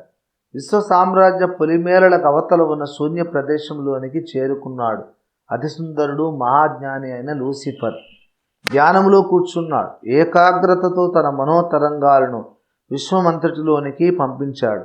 నిత్య చీకటి రా, నీకోసం నేను ఇక్కడ వేచి ఉన్నాను. నేను మనసారా ఆహ్వానిస్తున్నాను. రా, వచ్చేయి. నా వ్యక్తిత్వాన్ని నీకు ఇదే దారపోస్తున్నాను. నేను ఇక నా వాడను కాను. నన్ను ఆక్రమించుకో, నన్ను పూర్తిగా వశపరుచుకో, నన్ను ఒక నిత్య వ్యక్తి స్థాయిలోనికి మార్చు. నీ నిత్యత్వాన్ని నాకు ఇవ్వు, నా వ్యక్తిత్వం నీదవుతుంది. నీ కోరిక నా కోరిక ఒకేసారి నెరవేరని రా అంటూ పిలవసాగాడు. అంతలో విశ్వాంతరాలంలో ఎక్కడో చిన్న కదలిక. నిద్రాణమై ఉన్న నిత్య చీకటి నిద్రలేచింది. తన చిరకాల ఆర్తి తీరబోతోంది. తన వాంఛ నెరవేరబోతోంది. తనను వ్యక్తిత్వం పిలుస్తోంది. తనకు వ్యక్తిత్వం దొరుకుతోంది. ఆ చీకటి తన సర్వశక్తులు కూడగట్టుకొని కర్ణ కఠోరంగా అత్యంత వికృతంగా ఘోష పెడుతూ ప్రచండ వేగంతో లూసిఫర్ కేసి దూసుకొచ్చింది. ప్రళయ జంఝామారుతం ఒకటి లూసిఫర్ ఎదను ఢీకొట్టింది. చిక్కటి చీకటి తెమ్మెర లూసిఫర్ హృదయాన్ని తాకింది. అయిపోయింది. ఆ చీకటి అన్వేషణ అంతమైంది. నిత్య చీకటి వ్యక్తిత్వాన్ని సంతరించుకుంది. లూసిఫర్ గుండెలో నిత్య చీకటి తృప్తిగా విశ్రమించింది. అపారమైన శక్తిని అదనంగా సంతరించుకొని లూసిఫర్ లేచాడు ఓం అంటూ. సర్వజ్ఞుడు దూరం నుండి చిద్విలాసంగా చిరునవ్వులు చిందిస్తూ ఇదంతా గమనిస్తూ ఉన్నాడు. 45వ అధ్యాయం. మరో తెలివైన దుర్మార్గం. ఎలోహిం నాథుని అద్భుత పరిపాలనలో విశ్వమంతా సుఖశాంతులతో వర్ధిల్లుతూ మహిమానందంతో మనుగడ సాగిస్తూ ఉంది. నిత్య చీకటి నివాసంగా మారిన లూసిఫర్ సరైన అదును చూసుకొని ఎలోహిం మీద తిరుగుబాటు చేయాలని, తను తాను ఆది సంభూతునితో మహోన్నతునితో సమానునిగా ప్రకటించుకోవాలని నిర్ణయించుకొని ఆ విషయం ఏ మాత్రము బయటికి పొక్కకుండా తన ప్రవర్తన విషయంలో మాత్రం 100% యథార్థవంతుడిగా కనబడుతూ అంతకు మునుపటిలాగానే విశ్వ పౌరులందరి గౌరవాన్ని చూరగంటూ దేవునికి తన సేవలను అందిస్తూ ఉన్నాడు. ఇలా కాలం గడుస్తూ ఉండగా ఒకనాడు లూసిఫర్ తాను సాధించాలనుకున్న మహోన్నత స్థానాన్ని, విశ్వాధిపత్యాన్ని వాస్తవంగా తన కైవసం చేసుకోవడానికి ఎలాంటి పరిస్థితుల గుండా తాను ప్రయాణించవలసి వస్తుందో బేరీజు వేసుకుంటూ ధ్యానంలో కూర్చున్నాడు. ఆ సమయంలో లూసిఫర్కు ఒక తలంపు పుట్టింది. ఎలోహిం నాథుడు సౌజన్యమూర్తి, ప్రేమామయుడు గనుక నేను తిరుగుబాటును ప్రకటించిన వెంటనే నా మీద తన ఆగ్రహాన్ని వ్యక్తం చేయకపోవచ్చు. కానీ ఒకవేళ ఆయన తన క్రోధాన్ని, ఆగ్రహావేశాలను వెంటనే వ్యక్తం చేస్తే అప్పుడు పరిస్థితి ఎలా ఉంటుంది? ఈ తలంపు రాగానే లూసిఫర్ భయంతో నిలువెల్లా వణికిపోయాడు. ఎలోహిం నాథుని శక్తికి పరిమితులు లేవు. ఆయన అనంతుడు. ఆ అనంతుడి కోపం నా మీదకి దిగి వస్తే నేను ఎలా తట్టుకోగలను? నేను ఏమైపోతానో? కాలుతున్న రాళ్ళ మధ్య ఎలోహిం నాకు ఎన్నో రహస్యాలు తెలియజేశాడు. విశ్వపౌరులెవ్వరికీ తెలియని రహస్యాలు ఎన్నో నాకు తెలుసు. అయినా ఇంకా నాకు చెప్పని రహస్యాలు ఎన్నో ఎలోహిం మనస్సులో ఉండి ఉండవచ్చు కదా. నేను ఊహించని రీతిలో ఆయన నన్ను దండించి సర్వనాశనం చేసే అవకాశం ఉంది కదా. ఒకవేళ అదే జరిగితే నా పరిస్థితి ఎలా ఉంటుంది? ఈ ఆలోచనలతో లూసిఫర్ గడగడలాడిపోయాడు. విశ్వంలో మొట్టమొదట భయపడిన వాడు లూసిఫరే. అంతకుముందు ఎలోహిం నాథుని ప్రేమ కౌగిలిలో ఒదిగిపోయిన విశ్వములో భయం అన్నదే లేదు. ఎటువంటి ప్రమాదానికి ఆస్కారమే లేనప్పుడు ఇక భయం ఎందుకుంటుంది? ప్రమాదం అనే దానిని కొని తెచ్చుకున్నవాడు ప్రప్రదంగా భయం అనే భావోద్రేకాన్ని, ఆ బాధను, కలవరాన్ని అనుభవించిన వాడు లూసిఫరే. అప్పుడు లూసిఫర్ ఒక ప్రధానమైన దుర్మార్గపు నిర్ణయాన్ని తీసుకున్నాడు. ఈ భయం అనే దాన్ని తనలో లేకుండా చేసుకోవాలి. భయపడే శక్తి లేకుండా తనను తాను మార్చుకోవాలి. భయపడే శక్తిని తనలో నుండి నశింపజేయాలి. తన మనస్సులో, వ్యక్తిత్వంలో, ఆత్మలో ఏ భాగాలు ఈ భయం అనే భావానికి కారణం అవుతున్నాయో ఆ భాగాలను పాడు చేయాలి, చెడగొట్టేయాలి. ఈనాడు హిప్నాటిజం అనే విద్య ఒకటి ఉంది. కొందరు వ్యక్తులు తమ మానసిక శక్తులను సాధన చేసి ఎదుటివారి మనస్సులను తమ వశం చేసుకొని వాళ్ళ చేత ఎలాంటి పని అయినా చేయిస్తారు. వీరిని హిప్నాటిస్టులు అంటారు. ఆ ప్రక్రియను హిప్నటైజ్ చేయడం లేదా హిప్నోసిస్ అంటారు. ఇదే క్రమంలో సెల్ఫ్ హిప్నటిస్ అనే ప్రక్రియ కూడా ఉంది. అంటే ఆ హిప్నాటిస్ట్ తన మనస్సు మీద తానే పట్టు సాధించి తాను సాధారణ స్థితిలో చేయలేని పనులను ఆ హిప్నటైజ్డ్ స్థితిలో చేస్తాడు. ఈ ప్రక్రియ కూడా లూసిఫరే ఆద్యుడు. లూసిఫర్ తన వ్యక్తిత్వంలో, తన మనస్సులో, తన ఆత్మలో భయం అనే మనోభావానికి ఆధారమైన భాగాలను తన ఇష్టపూర్వకంగానే తానే నాశనం చేసుకున్నాడు. ఆనాడు జరిగిన ఆ స్వచ్ఛంద స్వీయ వినాశనంలో నుండి పుట్టిన దుష్ట కార్యం ఆనాటి సెల్ఫ్ డ్యామేజ్కి ఈ యుగములో కలిగిన మారు రూపమే ఏ మాదక ద్రవ్యాలు, మద్యపానం. శ్మశానంలో పనిచేసే కావలివాడు సారా త్రాగుతాడు. కళ్ళు లేక సారా త్రాగితేనే అతడు ఆ వాతావరణంలో పనిచేయగలడు. లేకపోతే భయం వేస్తుంది, అక్కడ నుండి పారిపోవాలనిపిస్తుంది. కాస్త సారా త్రాగితే మనస్సులోని భయం పోతుంది, ధైర్యం వస్తుంది. హాస్పిటల్స్లో శవాల దగ్గర మార్చురీలో పనిచేసే ఉద్యోగులు కూడా సాధారణంగా మత్తు పదార్థాలు త్రాగుతూ ఉంటారు. అలా త్రాగితే మనస్సులోని భయం కంట్రోల్ అవుతుంది. కిరాయి హంతకులు ఉంటారు, డబ్బుల కోసం మనుషులను చంపుతూ ఉంటారు. వాళ్ళకు మనం డబ్బులు ఇస్తే చాలు, మనం ఎవరిని చంపమంటే వారిని చంపేసి వస్తారు. అవతలి మనిషి ఆడ మగ, మంచి మనిషా లేక చెడ్డ మనిషా అనే వివరాలు ఏవీ వాళ్ళకు అవసరం లేదు. డబ్బుల కోసం ఎవరినైనా చంపేస్తారు, అది వాళ్ళ వృత్తి అంతే. ఆ కిరాయి హంతకులు కూడా మనిషిని చంపడానికి వెళ్లే ముందు త్రాగుతారు. మత్తు పదార్థం త్రాగకపోతే అతడు ఆ పని చేయలేడు. అతనికి భయం వేస్తుంది, బాధ కలుగుతుంది. అన్యాయంగా నిండు ప్రాణం తీస్తున్నాను కదా, అతడు నాకు ఏ కీడు చేయలేదు కదా, ఒక నిర్దోషి ప్రాణం తీస్తున్నాను, ఇది తప్పు కదా అని అతని మనస్సాక్షి అతన్ని వేధిస్తుంది. అతడు ఆ ఘోర కృత్యాన్ని చేయలేడు. అయితే ఎప్పుడైతే అతడు కాస్త మత్తుమందు త్రాగుతాడో అతడి మనస్సాక్షి ముద్దుబారిపోతుంది, తప్పు చేయడానికి ధైర్యం వస్తుంది. మత్తుమందు త్రాగినప్పుడు మనిషిలోని పాపభీతి నశిస్తుంది. మామూలు స్థితిలో మనిషి చేయలేని పాపకార్యాన్ని మత్తులో ఉన్నప్పుడు నిర్భయంగా చేసేస్తాడు.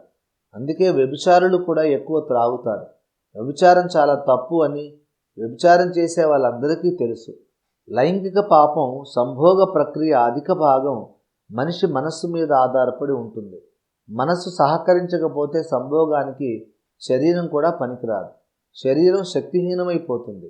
భయంతో గడగడలాడిపోతున్నవాడు కానీ సంభోగానికి ఉపక్రమించలేడు, నపుంసకుడుగా మారిపోతాడు. లైంగిక పాపం చేయాలంటే మనసులో భయము బాధ ఉండకూడదు. అందుకే వేశ్యాగృహాలకు వెళ్ళే వాళ్ళు, అక్రమ లైంగిక సంబంధాలు పెట్టుకునే వాళ్ళు మత్తు పదార్థాలు త్రాగుతారు.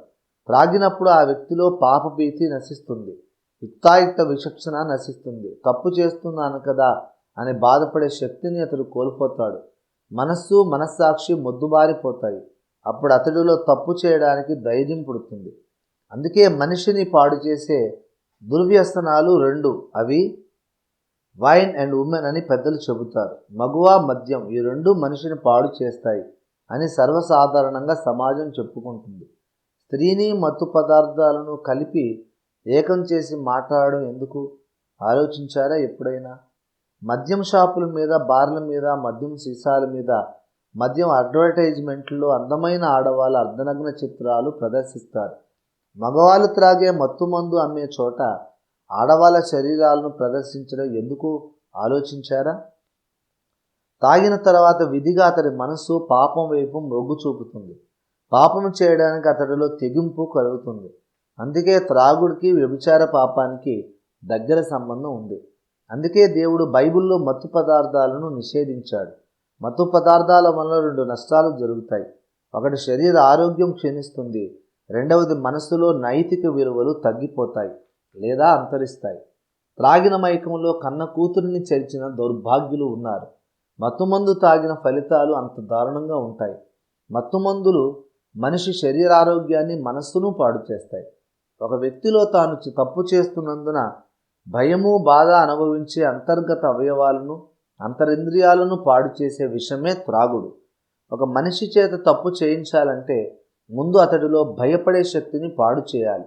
అలా పాపభీతిని నశింపజేసి ఒక వ్యక్తిని తప్పు చేయడానికి కావలసిన ధైర్యంతో నింపే ప్రక్రియ గత కాలములో గడిచిపోయిన నిత్యత్వంలో లూసిఫర్తో ప్రారంభమైంది. లూసిఫర్ సెల్ఫ్ హిప్నాటిస్ట్ ద్వారా తనలోని పాపభీతిని నశింపజేసుకున్నాడు. ఈనాటి మానవ ప్రపంచంలో కొన్ని మత్తు పదార్థాల ద్వారా అదే కార్యాన్ని సాతాను చేస్తున్నాడు. ఈనాటి త్రాగుడుకు గడిచిపోయిన నిత్యత్వంలో లూసిఫరే పునాది వేశాడు. మొత్తం మీద లూసిఫర్ చేసిన రెండవ అతి తెలివైన దుర్మార్గపు పని తనలోని పాపభీతిని, తప్పు చేసినప్పుడు అలారం రోగించే అంతరింద్రియాలను తానే స్వచ్ఛందంగా నాశనం చేసుకోవడం. అంతటితో తిరుగుబాటు దిశగా లూసిఫర్ మరో ముందడుగు వేశాడు. పైచూపులకు మహా అందగాడైన లూసిఫర్ అంతరంగంలో భయపడే శక్తిని కోల్పోయిన వికలాంగుడుగా, అంతరంగంలో వికృత రూపుడుగా తన స్వీయ నాశనం వైపు మెల్లగా అడుగులు వేస్తూ ఉన్నాడు. ఈ దారుణాలేవి ఎరుగని విశ్వపౌరులు మహిమానంద డోలికల్లో తేలి ఆడుతూ తమ జీవితాన్ని సాగిస్తూ ఉన్నారు. కాల సంచారం చేయగలిగిన ఎలోహిము నాథునికి కాలం తానే అయి ఉన్న ఆది సంభూతునికి మాత్రం లూసిఫర్ చేపట్టిన వ్యూహము దాని ఫలితాలు తెలిసిపోయాయి. ఆయన మాత్రం ఏమీ ఎరగనట్టు మౌనంగా గంభీరంగా విశ్వమంతటినీ తిలకిస్తూ విశ్వానికి చీడ పురుగులా పరిణామం చెందుతున్న లూసిఫర్ను కూడా గమనిస్తూ కాల సంపూర్ణత కోసం ఎదురు చూస్తూ ఉండిపోయాడు. 46వ అధ్యాయం. నిదానం లూసిఫరుకు ఎందుకు ప్రధానం?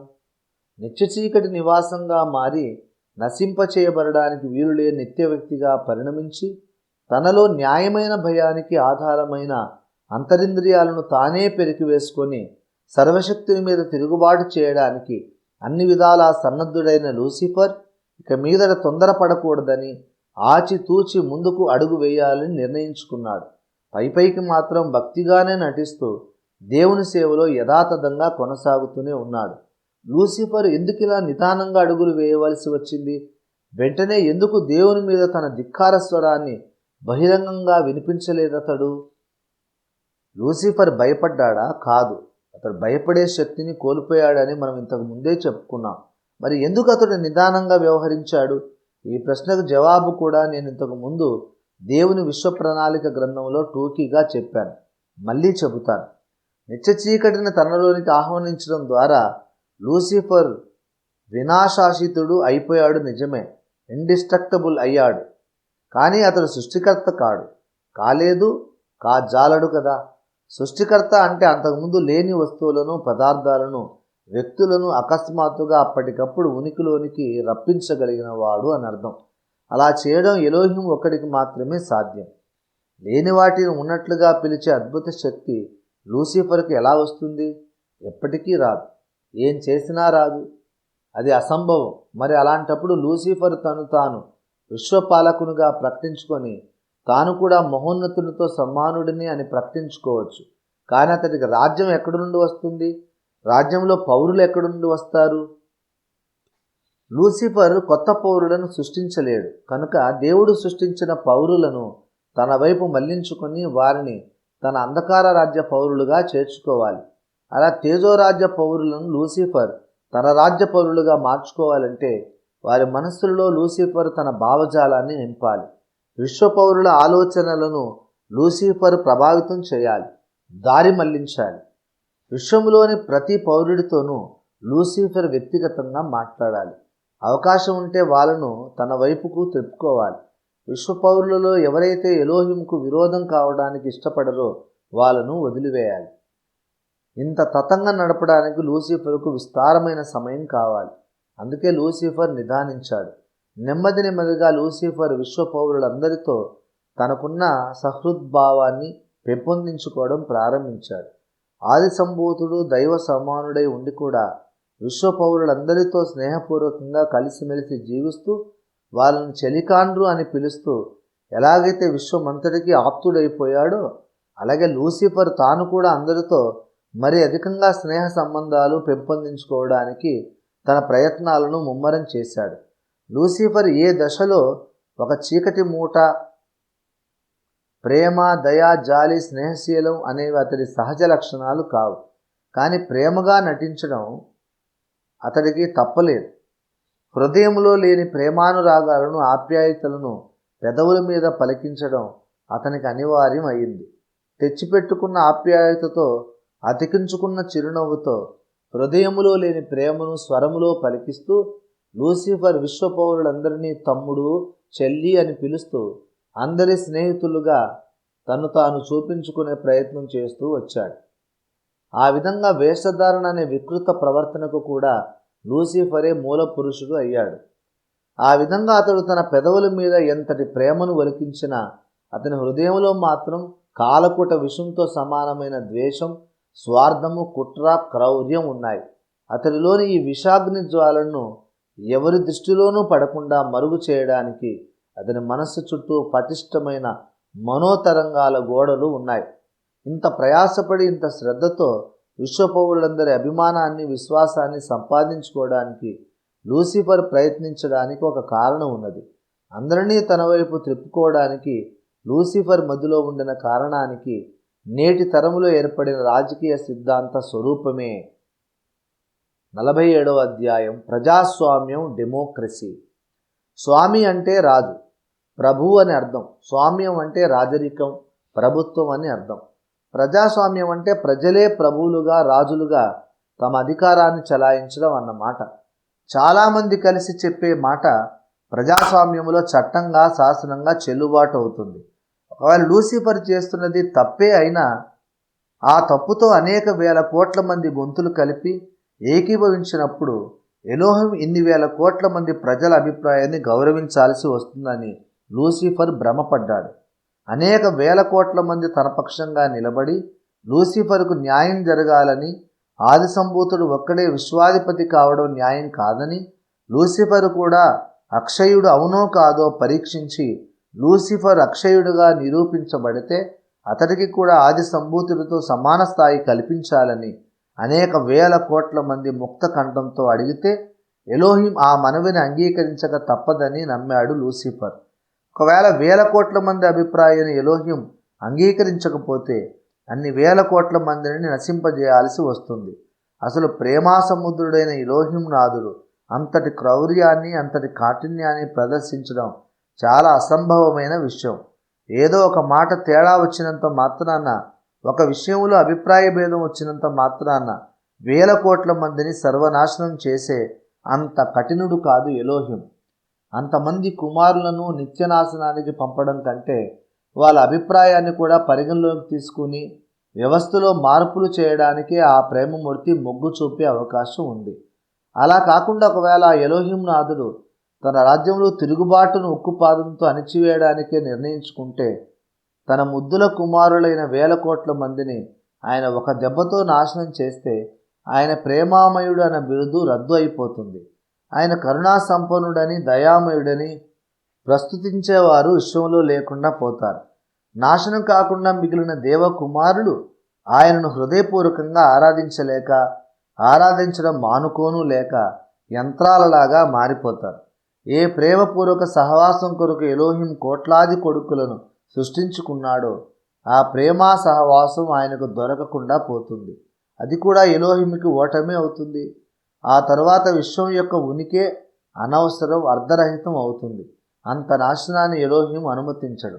అందుచేత అనేక కోట్ల మంది ప్రజలను ఒక అభిప్రాయానికి నడిపించగలిగితే ఆ అభిప్రాయం తప్పు అయినా ఒప్పు అయినా దానికి విలువ ఉంటుంది. ప్రజాభిప్రాయమే శాసనం. ప్రజాభిప్రాయం త్రోసి రాజవ్వడానికి ఎంతటి పరిపాలకుడికైనా సాధ్యం కాదు. కనుక ప్రజాభిప్రాయాన్ని నేను నా వైపుకు త్రిప్పుకున్న తర్వాతనే నా ధిక్కార స్వరాన్ని వినిపిస్తాను. ఆనాటి లూసిఫర్ మధ్యలోని ఆ ఆలోచన విధానమే నేటి ప్రపంచంలోని ప్రజాస్వామ్య విధానానికి పునాది. ఇక్కడ ఒక నిత్య సత్యాన్ని సకల జనులు అవతరించండి. సాధారణ మానవ సమాజపు వ్యవహారాల్లో ప్రజాస్వామ్యమే సర్వోత్తమ పద్ధతి. కానీ సృష్టికర్త అయిన దేవుడు ఎక్కడ హాజరై ఉన్నాడో, ఏ వ్యవహారం ఆయన జోక్యంతో జరుగుతున్నదో ఆ స్థలంలో, ఆ వ్యవహారంలో ప్రజాస్వామ్యం మహాపాపం. ఆ తలంపే కడు అసహ్యం. దేవుడు జోక్యం కలిగి ఉన్న విషయాల్లో ప్రజాస్వామ్యం అమలు జరగాలని కోరుకోవడం రాజద్రోహం, దైవద్రోహం కూడా అవుతుంది. దేవుని సమాజంలో, క్రైస్తవ సంఘాలలో ఉండవలసింది ప్రజాస్వామ్యం కాదు, దైవస్వామ్యం. Not democracy, theocracy. అలా విశ్వములోని పౌరుల్లో సాధ్యమైనంత ఎక్కువ మంది మద్దతును కూడగట్టుకోవడానికి లూసిఫర్ ప్రయత్నిస్తూ చాలా కాలం గడిపాడు. అతడు చేసింది ఏమిటంటే ఒకేసారి డైరెక్టుగా, ముక్కుసూటిగా దేవుడు అన్యాయం చేస్తున్నాడు, నా పక్షంగా ఎంతమంది ఉంటారు అంటూ పిలుపునివ్వలేదు. అంత తెలివి తక్కువ వాడు కాడు లూసిఫర్. దేవుని పట్ల అచంచల విశ్వాసం కలిగి ఉండడం మంచిదే కానీ దేవుని చర్యలను ఎన్నడూ ఏ మాత్రము ప్రశ్నించకుండా గుడ్డిగా ఆమోదించడం కూడా దేవుని అవమానించడమే అవుతుందని లూసిఫర్ తన ప్రథమ సందేశంగా విశ్వంలో తన స్వరాన్ని వినబడజేశాడు. దేవుని నిజంగా ప్రేమించేవారు, దేవుని గణపరిచేవారు ఆయన అనుగ్రహించిన మానసిక శక్తులను, తర్కాన్ని, ప్రతి విషయములో మంచి చెడ్డల బేరీజు వేసే సామర్థ్యాన్ని తప్పకుండా ఉపయోగించాలని, దేవుడిచ్చిన ఆలోచన శక్తిని వినియోగించకుండా గుడ్డిగా దేవుని నమ్మటం దేవుని అవమానించడం అవుతుందని లూసిఫర్ విశ్వపౌరులకు తన సందేశాన్ని పంపించాడు. మొదట దేవుని చర్యలను, ఆయన విధానాలను, ఆయన నిర్ణయాలను పరిశీలించి చూడండి. ఆ తర్వాత ఆయన నిర్ణయాలకు మీ ఆమోదాన్ని తెలపండి. పరీక్షించి చూడడం, తర్కించడం పాపం కాదు. తర్కించక ముందే గ్రుడ్డిగా దేవుని నిర్ణయాలను అనుసరించడం భక్తి కాదు. అది తర్కంలో సోమరితనం అవుతుంది. మొదటనే గ్రుడ్డిగా దేవుని వైపే మొగ్గు చూపకండి. అలాగని గ్రుడ్డిగా వ్యతిరేకించకూడదు కూడాను. న్యూట్రల్గా ఉండండి. మీరు దేవుని నుండి పొందిన తర్కశక్తిని ఉపయోగించుకుంటారో లేదో అని ఎలోహింనాథుడు మిమ్మల్ని పరీక్షిస్తున్నాడు. లూసిఫర్ దుష్ట మేధస్సు నుండి పుట్టిన ఈ వితండవాదానికి చాలామంది దైవకుమారులు ఒప్పుకున్నారు, హర్షం వ్యక్తం చేశారు. దేవుని గుడ్డిగా నమ్మడం సరైన భక్తి కాదు. దేవుని చర్యలను ప్రశ్నించి పరీక్షించి చూస్తే దేవుడు కూడా సంతోషిస్తాడు. అన్ని వేల కోట్ల మంది విశ్వ పౌరులను ఒప్పించడం లూసిఫర్ దుష్ట వ్యూహానికి తొలి విజయం. దేవుని పట్ల గ్రుడ్డి నమ్మకం కలిగిన వాళ్ళను అకస్మాత్తుగా దేవ విరోధులుగా తయారు చేయడం అసాధ్యం. కానీ అటు విరోధులు ఇటు వీరభక్తులు కాకుండా న్యూట్రల్గా ఉన్న వాళ్ళను దేవునికి వ్యతిరేక దిశలో లోనికి లాగడం సులభం. అది లూసిఫర్ వ్యూహం. ఆ విధంగా స్వతంత్ర ఆలోచన ధోరణికి లూసిఫర్ ద్వారా అలవర్చబడి దేవుని శిబిరం నుండి శత్రు శిబిరములోకి దూకటానికి తమకు తెలియకుండానే సిద్ధంగా ఉన్న పౌరుడు విశ్వ జనాభాలో 1/3, 1/3. ఆ విధంగా లూసిఫర్ తన తిరుగుబాటుకు రంగాన్ని సిద్ధం చేసుకొని తన వ్యూహంలోని తరువాతి దశను అమలు చేయడానికి తగిన సమయం కోసం ఎదురు చూస్తున్నాడు. అలా కొంతకాలం గడిచిన తరువాత విశ్వ చరిత్రలోని ఒక మహోజ్వల ఘట్టానికి దేవుడు శ్రీకారం చుట్టాడు. అదే 48వ అధ్యాయం, భూగ్రహం మీద మానవ సృష్టి. యెష్షయి కుమారులో దావీదు అందరికంటే చిన్నవాడు.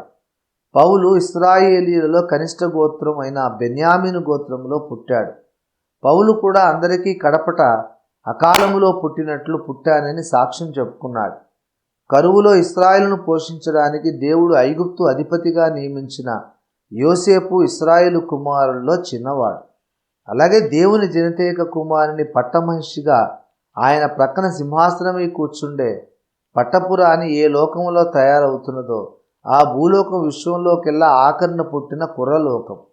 ఈ విశ్వలోక గ్రహాలలోకెల్లా అతి పిన్న వయస్సు కలిగిన ఈ భూగ్రహం మీదనే దేవుడు తన జనితైక కుమారుని కోసం వధువు సంఘ నిర్మాణాన్ని చేపట్టాడు. ఈ వధువు సంఘ నిర్మాణం భూమి మీద జరగడం మాత్రమే కాకుండా ఈ భూగ్రహానికి అనేక ఇతర ప్రాముఖ్యతలు, ప్రాధాన్యతలు కూడా ఉన్నాయని మనం చెప్పుకున్నాం. ఈ భూగ్రహం మీదనే సర్వ విశ్వములోని సకల ప్రపంచాల పౌరులందరినీ దేవునితో సమాధానపరిచే మహాయజ్ఞం జరుగుతుందని, ఆ మహాయజ్ఞంలో ఆది సంభూతుడే యాగ పశువుగా బలి కాబోతున్నాడని ఎలోహిం దేవుడు తన ప్రప్రథమ సృష్టి కుమారుడైన లూసిఫర్కు కాలుతున్న రాళ్ల మధ్య తెలియజేశాడు. ఈ భూమి మీదనే సర్వ విశ్వాన్ని, సర్వ సృష్టిని దేవునితో సమాధానపరచడానికి అవసరమైన మహాయజ్ఞం జరగవలసి ఉంది. ఆ పిమ్మట ఇదే భూమి మీద మహోన్నతుని పట్టపురాణి అయిన భక్త సంఘం నిర్మించబడవలసి ఉంది. ఆ 2 ప్రధాన కార్యక్రమాలు ఈ భూగ్రహం మీదనే జరగాలి. అందుచేత ఈ భూమి మీద యుగముల అంతమందు దేవుడు సృష్టించబోతున్న మనుష్య జాతికి కొన్ని లక్షణాలు అత్యవసరంగా ఉండాలి. ఈ మనుష్య జాతిలో ఆది సంభూతుడు పుట్టి విశ్వ విమోచన కోసం యజ్ఞం కావాలి. యజ్ఞం కావడం అన్నా బలి కావడం అన్నా అర్థం ఒకటే, చనిపోవడం అన్నమాట. అందుచేత ఈ గ్రహం మీద దేవుడు సృష్టించే మనుష్య జాతి చనిపోవడానికి అవకాశం ఉన్న శరీరాలతో సృష్టించబడాలి. చనిపోవడం అంటే ప్రాణశక్తిని, చైతన్యాన్ని పూర్తిగా పోగొట్టుకోవడం అన్నమాట. అలా చనిపోవాలి అంటే ప్రాణశక్తిని పూర్తిగా పోగొట్టుకోవాలి అంటే ఆ ప్రాణశక్తిని తనలో ఇముడ్చుకున్న ఒక భాగం, ఒక పదార్థం ఏదో మానవ దేహంలో ఉండాలి. ఆ పదార్థాన్ని మానవ దేహం నుండి పూర్తిగా బయటికి తీసివేసే అవకాశం కూడా ఉండాలి. అలా ప్రాణశక్తికి ఆలవాలమైన పదార్థాన్ని మానవ దేహం నుండి పూర్తిగా బయటికి రప్పిస్తే, దేహం నుండి పూర్తిగా తొలగిస్తే అప్పుడు ప్రాణం వెళ్ళిపోతుంది, చైతన్యం తొలగిపోతుంది, మానవ దేహంలోని జీవ ప్రక్రియ స్తంభించిపోతుంది. ఆ విధంగా మరణించే అవకాశం ఉన్న శరీరాలతో మానవ జాతి నిర్మించబడితేనే ఈ జాతిలో జన్మించి అవతరించి ఆది సంభూతుడు యజ్ఞ పశువు కాగలుగుతాడు. ఇక 2వ విషయం, దేవునికి భార్య కావాలంటే ఆయనను అర్థం చేసుకోవాలి. దేవునికి ఈ విశ్వంలో ఉన్న ప్రప్రథమ పదవి పితృస్థానం. దేవుడు జగత్పిత, విశ్వపిత. ఆయన ప్రతి లోకానికి తండ్రి, మొత్తం విశ్వానికే తండ్రి. ఆ తండ్రి హృదయం అర్థం కావాలంటే మానవ జాతిలో కూడా తండ్రి స్థానం అనేది ఒకటి ఉండాలి. మానవ జాతిలో తండ్రులు ఉండాలంటే ప్రతి వ్యక్తి మరో వ్యక్తిని కనడం, ప్రతి వ్యక్తి మరో వ్యక్తికి జన్మనివ్వడం అనే పద్ధతి ఉండాలి. అందుచేత ఈ భూమి మీద కూడా మైథున సృష్టి అంటే ఆడామగ కలుసుకోవడం ద్వారా నూతన ప్రాణులు పుట్టడం అనే పద్ధతి ఉండాలి. స్త్రీ పురుష కలయిక ద్వారా పిల్లలు పుట్టే పద్ధతి ఈ భూమి మీదనే మొట్టమొదటిసారి ఆరంభం కాలేదని, ఇంతకుముందు అనేక ప్రపంచాలలో ఆ పద్ధతిలో జనాభా పుట్టారని, ఆ ప్రపంచాల జనాభాను కుటుంబాలు అని వ్యవహరించేవారని మనం ఇదే గ్రంథంలో లోగడ చెప్పుకున్నాం. మైథున సృష్టి అనేది ఇతర లోకాల్లో కూడా ఇంతకు ముందే ఉన్నప్పటికీ ఈ భూమి మీద మనుష్య జాతి ఒక విషయంలో ప్రత్యేకమైనదిగా, విశిష్టమైనదిగా ఉండాలి. అదే అవలీలగా మరణించే అవకాశం మానవ జాతికి ఉండాలి. అందుకోసం ప్రాణశక్తిని అవలీలగా తొలగించగలిగే విధంగా మానవ శరీరంలో ఒక ద్రవం ప్రవహిస్తూ ఉండాలి. అందుకొరకే దేవుడు ఈ భూగ్రహం మీద చివరి యుగంలో సృష్టించే మానవ జాతి శరీరాల్లో రక్తం అనే ద్రావకాన్ని సృష్టించి అందులోనే ప్రాణాన్ని ప్రతిష్ఠించాలని దేవుడు నిర్ణయించాడు. అయితే మానవ సృష్టికి అప్పుడే ఇంకా సమయం రాలేదు, సమయం దగ్గర పడింది అంతే. దేవుడు అప్పుడే మానవులను సృష్టించడానికి ఉపక్రమించలేదు. ఆయన తన అనంత జ్ఞానంలో ఆలోచిస్తున్నాడు, సంకల్పిస్తున్నాడు అంతే. దేవుని సౌజన్యం.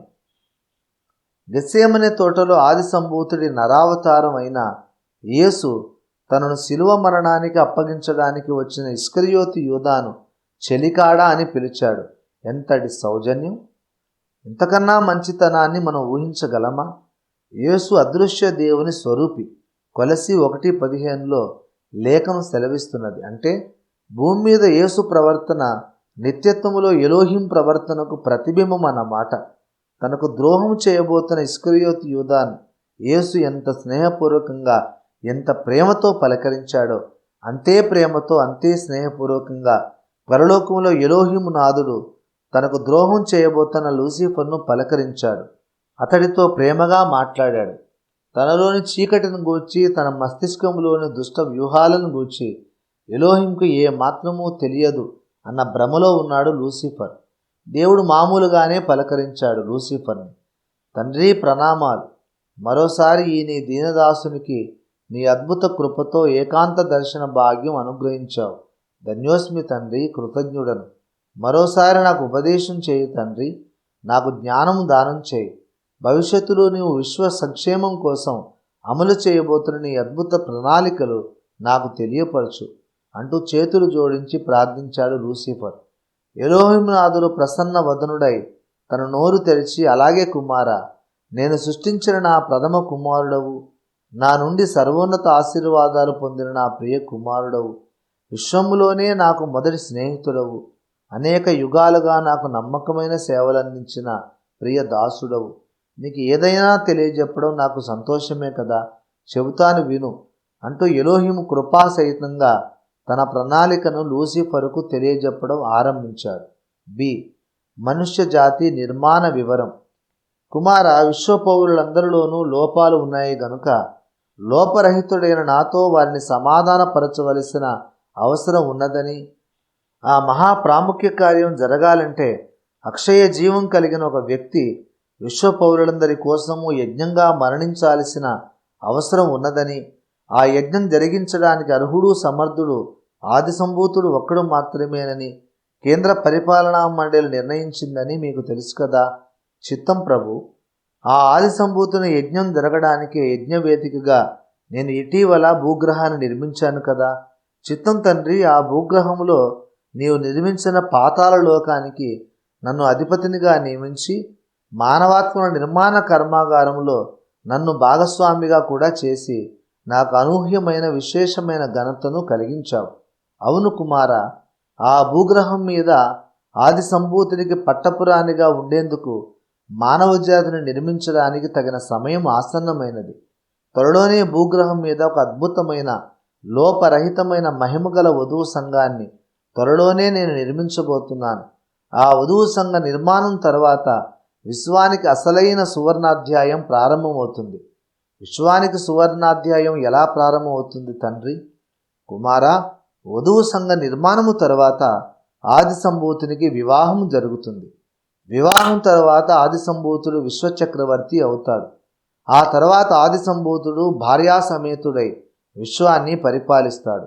అప్పుడు గతకాలపు యుగాలలో విశ్వములోని జగాలలో విశ్వ పౌరుల మనస్సుల్లో పేరుకుపోయిన వ్యర్థ పదార్థాలన్నీ హరించివేయబడతాయి. అప్పుడు గతకాలపు యుగాల్లో నుండి వచ్చిన ఉత్తమ ఫలాలను వెంటబెట్టుకొని ఆది సంభూతుడు ఆయన పట్టపురాన్ని కలిసి లోపరహితమైన నూతన ప్రపంచాలను జన్మనిస్తారు. అప్పుడు సృష్టి కూడా సృష్టికర్తతో పాటు మహిమను పంచుకుంటుంది. దేవునితో పాటు ఆయన సృష్టి కూడా మహిమపరచబడుతుంది. ప్రస్తుత యుగాలలో ఉన్న ఆ కొద్దిపాటి లోపాలు, అపశృతులు కూడా లేకుండా లోపరహితమైన పరిపూర్ణ యుగాలు ఆవిష్కృతమవుతాయి. ఇక ఆ తర్వాత విశ్వమంతటా ఆనందము, మహిమ నివసిస్తాయి. ఎలాంటి వ్యతిరేక శక్తులు, వ్యతిరేక అనుభూతులు ఉండనే ఉండవు. అదే నేను నిర్మించ తలపెట్టిన అద్భుత ఆనందమయ విశ్వం. అదే నేను చెప్పిన స్వర్ణయుగం. విషయాన్ని విన్న లూసిఫర్ తాను నిర్మించుకున్న మనోతరంగ కుడ్యాల గోడల వెనుక లూసిఫర్ అసూయా ద్వేషాలతో బగ్గున మండిపడ్డాడు. వస్తుంది వస్తుంది, ఏమిటి ఆ స్వర్ణయుగం? ఏమిటి ఆ యుగంలోని గొప్పతనం? యుగ యుగాలుగా నమ్మకమైన సేవ చేసిన నేను, నాలాంటి లక్షలాది విశ్వాసపాత్రులు అందరూ శాశ్వతంగా బానిస స్థాయిలో ఉండిపోవలసి రావటమే నా స్వర్ణయుగం అంటే? ఆది సంభూతిని వలనే నిత్య వ్యక్తి స్థాయికి చెందిన నేను రెండవ కుమారునిగా ఉండగానే నా సంగతి పట్టించుకోకుండా ఆ ఆది సంభూతుడి విశ్వాధిపతిగా ప్రకటించేసి నాకు శాశ్వతంగా అన్యాయం చేయడమేనా స్వర్ణయుగం అంటే? చూస్తాను ఆ అన్యాయపు యుగం ఎలా వస్తుందో. అసలు అన్నయ్యకు పెళ్ళి అవుతే కదా ఆయన విశ్వచక్రవర్తి అయ్యేది. ఆయనకు గుణవతి అయిన భార్య, అన్ని విధాలా ఆయనకు యోగ్యురాలు అయిన కన్యక దొరికితే కదా ఆయనకు వివాహం జరిగేది. అసలు ఆది సంభూతుడికి పెళ్లి జరగకుండానే నేను ఆపుతాను. ఆయనకి యోగ్యురాలైన భార్య భూగ్రహం మీద తయారు కాకుండా నేను అడ్డుకుంటాను. ఆది సంభూతునికి యోగ్యురాలైన భార్య దొరకకుండా నేను ఆపగలనేమో. అప్పుడు ఆయన విశ్వాధిపతి ఎప్పటికీ కాలేడు కదా. అప్పుడు మహోన్నతునితో సమానంగా నా సింహాసనాన్ని నేను హెచ్చించుకోవాలి అన్న నా కళ నెరవేరుతుంది కదా. చూద్దాం ఏం జరుగుతుందో అనుకున్నాడు లూసిఫర్. ఆనాడు భూమి మీద మానవ సృష్టి జరిగినా దేవుడు మానవులను త్రిత్వాలుగా సృజించిన వారి దేహాల్లోని రక్తములోనే వారి ప్రాణాన్ని నిక్షిప్తం చేసి వారికి మరణం అనేది సాధ్యపరిచి ఆ తర్వాత ఆది సంభూతుడిని యజ్ఞంగా భూమి మీద వధించిన భూమండలం మీద దేవుడు కోరుకున్న యోగ్యురాలైన వధువు సంఘం లేక సంఘవధువు ఎన్నటికీ తయారు కాకుండా నేను అడ్డుకుంటాను. తద్వారా ఆది సంభూతుడు ఎన్నటికీ విశ్వచక్రవర్తిగా పట్టాభిషిక్తుడు కాకుండా నేను అడ్డుకుంటాను అనుకున్నాడు లూసిఫర్. ఈ దుష్ట వ్యూహాన్ని పకడ్బందీగా అమలు చేయడానికి లూసిఫర్ ఎలోహిం నాథునికి మానవ సృష్టి విషయంలో ఇచ్చాడు కొన్ని వినాశకరమైన సలహాలు. 49వ అధ్యాయం. ప్రస్తుత పాప ప్రపంచానికి పునాదులు. ప్రస్తుత ప్రపంచంలోని త్రాగుడుకు, మత్తు పదార్థాలకు పునాదులు గడిచిన నిత్యత్వంలో లూసిఫర్ తిరుగుబాటులోనే ఉన్నాయని ఇంతకుముందు నేను చెప్పాను. అలాగే ఆనాడు లూసిఫర్ తన తిరుగుబాటు కొరకు వ్యూహరచన చేసినప్పుడే ఈ యుగములో లైంగిక పాపానికి కూడా పునాదులు వేశాడు. ప్రస్తుత ప్రపంచం వ్యభిచారంతో, జారత్వంతో, లైంగిక పాపంతో నిండి ఉంది. ఈ మాట నేను అంటే చాలామందికి కోపం రావచ్చు. కానీ వ్యభిచారమును పాపమును చేయు ఈ తరం అని సాక్షాత్తు మన ప్రభువైన యేసే ఈ తరాన్ని అభివర్ణించాడు. మార్కు 8:38. ఈ మాత్రం వాస్తవం తెలియజేయడానికి యేసునాథుని మాటలు, దైవజనుని వ్యాఖ్యలు అక్కరలేదు. కాస్తంత సామాజిక స్పృహ ఉంటే చాలు. ఈనాడు వస్తున్న సినిమాలు, నడుస్తున్న పత్రికలు, ప్రచురించబడుతున్న కథలు, నవలలు, వ్యాపార ప్రకటనలు ఏవి చూసినా అంతా వ్యభిచారమయం. ఒక అందమైన ఆడపిల్ల అర్ధనగ్న శరీరాన్ని చూపించి వ్యభిచార తలంపులు రెచ్చగొట్టకుండా మార్కెట్లో ఏ వ్యాపారి ఏ వస్తువు అమ్ముకోలేడు. అది ఈనాటి పరిస్థితి. అసలు ఈ సెక్స్, రొమాన్స్, లైంగికత, స్త్రీ పురుష శారీరక సంబంధాలు ఇదంతా ఒక గొప్ప గందరగోళం అంశం, కన్ఫ్యూజింగ్ సబ్జెక్ట్. సెక్స్లో అంత ఆకర్షణ ఎందుకు ఉన్నదో అది ఒక అంతు చిక్కని రహస్యం. ఈ వ్యవహారం అంతా చాలా ఆశ్చర్యాన్ని కలిగిస్తుంది. ఈ విషయాలు నేను మాట్లాడడం చాలామందికి అభ్యంతరకరంగా ఉండవచ్చు. అయినా ఈ విషయాలు ఎవరో ఒకరు ఎప్పుడో ఒకప్పుడు మాట్లాడక తప్పదు. ఈ విషయాలను స్పష్టంగా అవగాహన చేసుకోవలసిన అవసరం క్రైస్తవ సమాజానికి, సాధారణ మానవ సమాజానికి ఉన్నది గనుక నా బాధ్యతగా నేను ఈ సంగతులను మీ దృష్టికి తెస్తున్నాను. ప్రప్రథమంగా లైంగిక సంబంధాల కొరకు మన శరీరంలో ఉంచబడిన అవయవాలు దుర్గంధంతో కూడుకున్నవి. ఎందుకంటే మన శరీరాల్లో వ్యర్థ పదార్థాలు విసర్జించే అవయవాలు, మన పునరుత్పత్తి అవయవాలు ఒకే చోట ప్రక్కనే ఉంటాయి. వ్యర్థ పదార్థం ఎప్పుడూ సువాసనలు వెదజల్లదు. వ్యర్థ పదార్థం నుండి ఎప్పుడూ దుర్వాసనే వస్తుంది. మనం ప్రయాణాలకు ఉపయోగించే కారు, బస్సు లాంటి వాహనాల్లో ఇంధనం నింపుతాం. ఆ ఇంధనంలో పనికొచ్చే పదార్థాన్ని వాడుకున్న తర్వాత పనికిరాని వ్యర్థ పదార్థాన్ని పొగగొట్టడం ద్వారా బండి విసర్జిస్తుంది. ఎంత అందమైన వాహనమైనా, ఎంత ఖరీదైన వాహనం అయినా కానీ దాని పొగగొట్టం శుభ్రంగా ఉండదు. ఏ బండికైనా పొగగొట్టం మురికితో, దుర్వాసనతో నిండి ఉంటుంది. అలాగే మానవ శరీరంలోని వ్యర్థాలను విసర్జించే అవయవాల నుండి కూడా అసహ్యమైన దుర్వాసన వస్తూ ఉంటుంది. మళ్ళీ లైంగిక సుఖం కావాలనుకున్నప్పుడు మనిషి ఆ దుర్గంధపూరిత అవయవాలనే వాడాలి. సాధారణ సమయాలలో ఆ దుర్వాసన జ్ఞాపకం వస్తేనే వాంతికొచ్చినంత పని అవుతుంది. అయినా లైంగిక వాంఛ మనస్సును ఆవహించినప్పుడు ఆ దుర్గంధమే అతి కాంక్షణీయంగా కనిపిస్తుంది. ఆ అసహ్యత చాలా ఆకర్షణీయంగా కనిపిస్తుంది. ఆ దుర్గంధం కోసం మనిషి ఎందుకు ఎగబడతాడు? ఆ అసహ్యత కోసం మనిషి ఎందుకు అన్ని విలువలను మరిచి ఒక జంతువులా అరులు చాచి అదేదో ప్రాణాధారమైనట్టు ఎందుకు పరిగెడతాడు? ఈ ప్రశ్నకు జవాబు చెప్పిన మేధావి ఇప్పటి వరకు లేడు. లైంగిక సంభోగ ప్రక్రియలో పురుషునికి సుఖం దక్కేది ఒక క్షణం మాత్రమే, కానీ స్త్రీ 100 క్షణాలు సుఖం పొందుతుంది. ఎవరైనా ఇద్దరు కలిసి వ్యాపారం చేశాడనుకోండి. ఆ వ్యాపారంలో ముందే నిర్ణయించుకున్న నియమాల ప్రకారం ఒక భాగస్వామికి 100 రూపాయల లాభం కలుగుతుంది, ఒక భాగస్వామికి 1 రూపాయి లాభమే కలుగుతుంది అనుకోండి. ఈ వ్యాపారం వల్ల ఎవరికి ఎక్కువ ఆసక్తి ఉండాలి? 100 రూపాయల లాభం పొందే ఆసామికి ఎక్కువ ఆసక్తి ఉండాలా, లేక 1 రూపాయే తీసుకునేవాడికి ఎక్కువ ఆసక్తి ఉండాలా? ఆ వ్యాపారం కోసం ఎవరు ఎక్కువ రిస్క్ తీసుకోవాలి? 1 రూపాయి లాభం పొందేవాడు ఎక్కువ రిస్క్ తీసుకోవాలా, లేక 100 రూపాయలు సంపాదించేవారు ఎక్కువ రిస్క్ తీసుకోవాలా? జవాబు మీరు తేలిగ్గానే ఇవ్వగలుగుతారు. 100 రూపాయల లాభం పొందే పార్ట్నర్ గారి ఎక్కువ రిస్క్ తీసుకోవాలి. కానీ మానవ సమాజంలో మానవ లైంగిక విషయాల్లో ఈ న్యాయం జరగటం లేదు. లైంగిక సంబంధం కోసం ఎప్పుడూ మగవాడే ముందడుగు వేయాల్సి వస్తుంది. ఒక క్షణం సుఖం పొందే మగవాడు లైంగిక సంబంధం కొరకు అదే తనకు ప్రాణాధారమైనట్టు ఎగబడుతుంటే 100 క్షణాలు లేక 200 క్షణాలు సుఖాన్ని పొందే ఆడది బెట్టు చేస్తుంది, చెట్టెక్కి కూర్చుంటుంది, సహకరించదు, మగవాన్ని తృణీకరిస్తుంది. కుక్కలాగా నా వెంట ఎలా పడుతున్నాడు చూడు అంటూ కామెంట్లు చేస్తుంది. ఎందుకిలా జరుగుతుంది? మగవాడు తాను 1 క్షణం సుఖం పొంది స్త్రీకి 200 క్షణాలు సుఖం ఇవ్వటానికి ఎంత ఖర్చుకైనా వెనకారుడు, ఎంత రిస్క్ అయినా తీసుకుంటాడు. ఆడది తనకిష్టమైనంతసేపు మగవాన్ని ప్రోత్సహించి ఏ క్షణంలోనైనా తన చంచల బుద్ధి ప్రదర్శించి తాను గుడ్ గర్ల్ అయిపోయి ఇతడు నా వెంట పడుతున్నాడు అని కేకలు వేస్తే ఊళ్ళో జనం అందరూ వచ్చి ఆ పురుషుణ్ణి చావచితగా బాదుతారు. ఆడపిల్లలతో స్నేహం చేయడంలో ఈ రిస్క్ ఎప్పుడూ ఉంటుంది. ఈ సంగతి మగవాళ్ళందరికీ తెలుసు. అయినా ఇంత ప్రమాదానికి కూడా సిద్ధపడి మగవాడు ఆడవాళ్ళ వెంట పడతాడు. ఈ విడ్డూరానికి కారణం ఏమిటి? ప్రపంచాన్ని గెలవగలిగిన ఒక మగవాడు ఒక ఆడపిల్ల ముందు ఎందుకు బలహీనుడైపోతాడు? భారతీయ సనాతన గ్రంథాల్లో విశ్వామిత్ర మహర్షి 1000 సంవత్సరాలు తపస్సు చేశాడట. ఆయన సృష్టికి ప్రతి సృష్టి చేయగలిగినంత తపశ్శక్తి సంపన్నుడట. త్రిశంకురాజు కోసం అతడు మరో స్వర్గాన్ని సృష్టించాడట. అంతటి భక్తిపరుడు, అంతటి ఆధ్యాత్మిక శక్తి సంపన్నుడు, అంతటి తపశ్శాలి స్వర్గం నుండి మేనక అనే అప్సరస దిగి రాగానే తన జీవితాశయాన్నే మర్చిపోయి మోహంతో మేనక వెంట వెళ్ళి ఆమెతో ప్రేమలో పడిపోయి లైంగిక సంబంధం కూడా పెట్టుకొని భరతుని కన్నాడట. ఏమిటి ఈ విచిత్రం? ఆ చరిత్ర అంతా యథాతథంగా జరిగిందని నేను చెప్పటం లేదు. అసలు ఒక కల్పిత కథలోనైనా ఒక రచయిత అలా వ్రాయడం వాస్తవంగా సమాజంలో జరుగుతున్న సంగతులకు ప్రతిబింబమే కదా.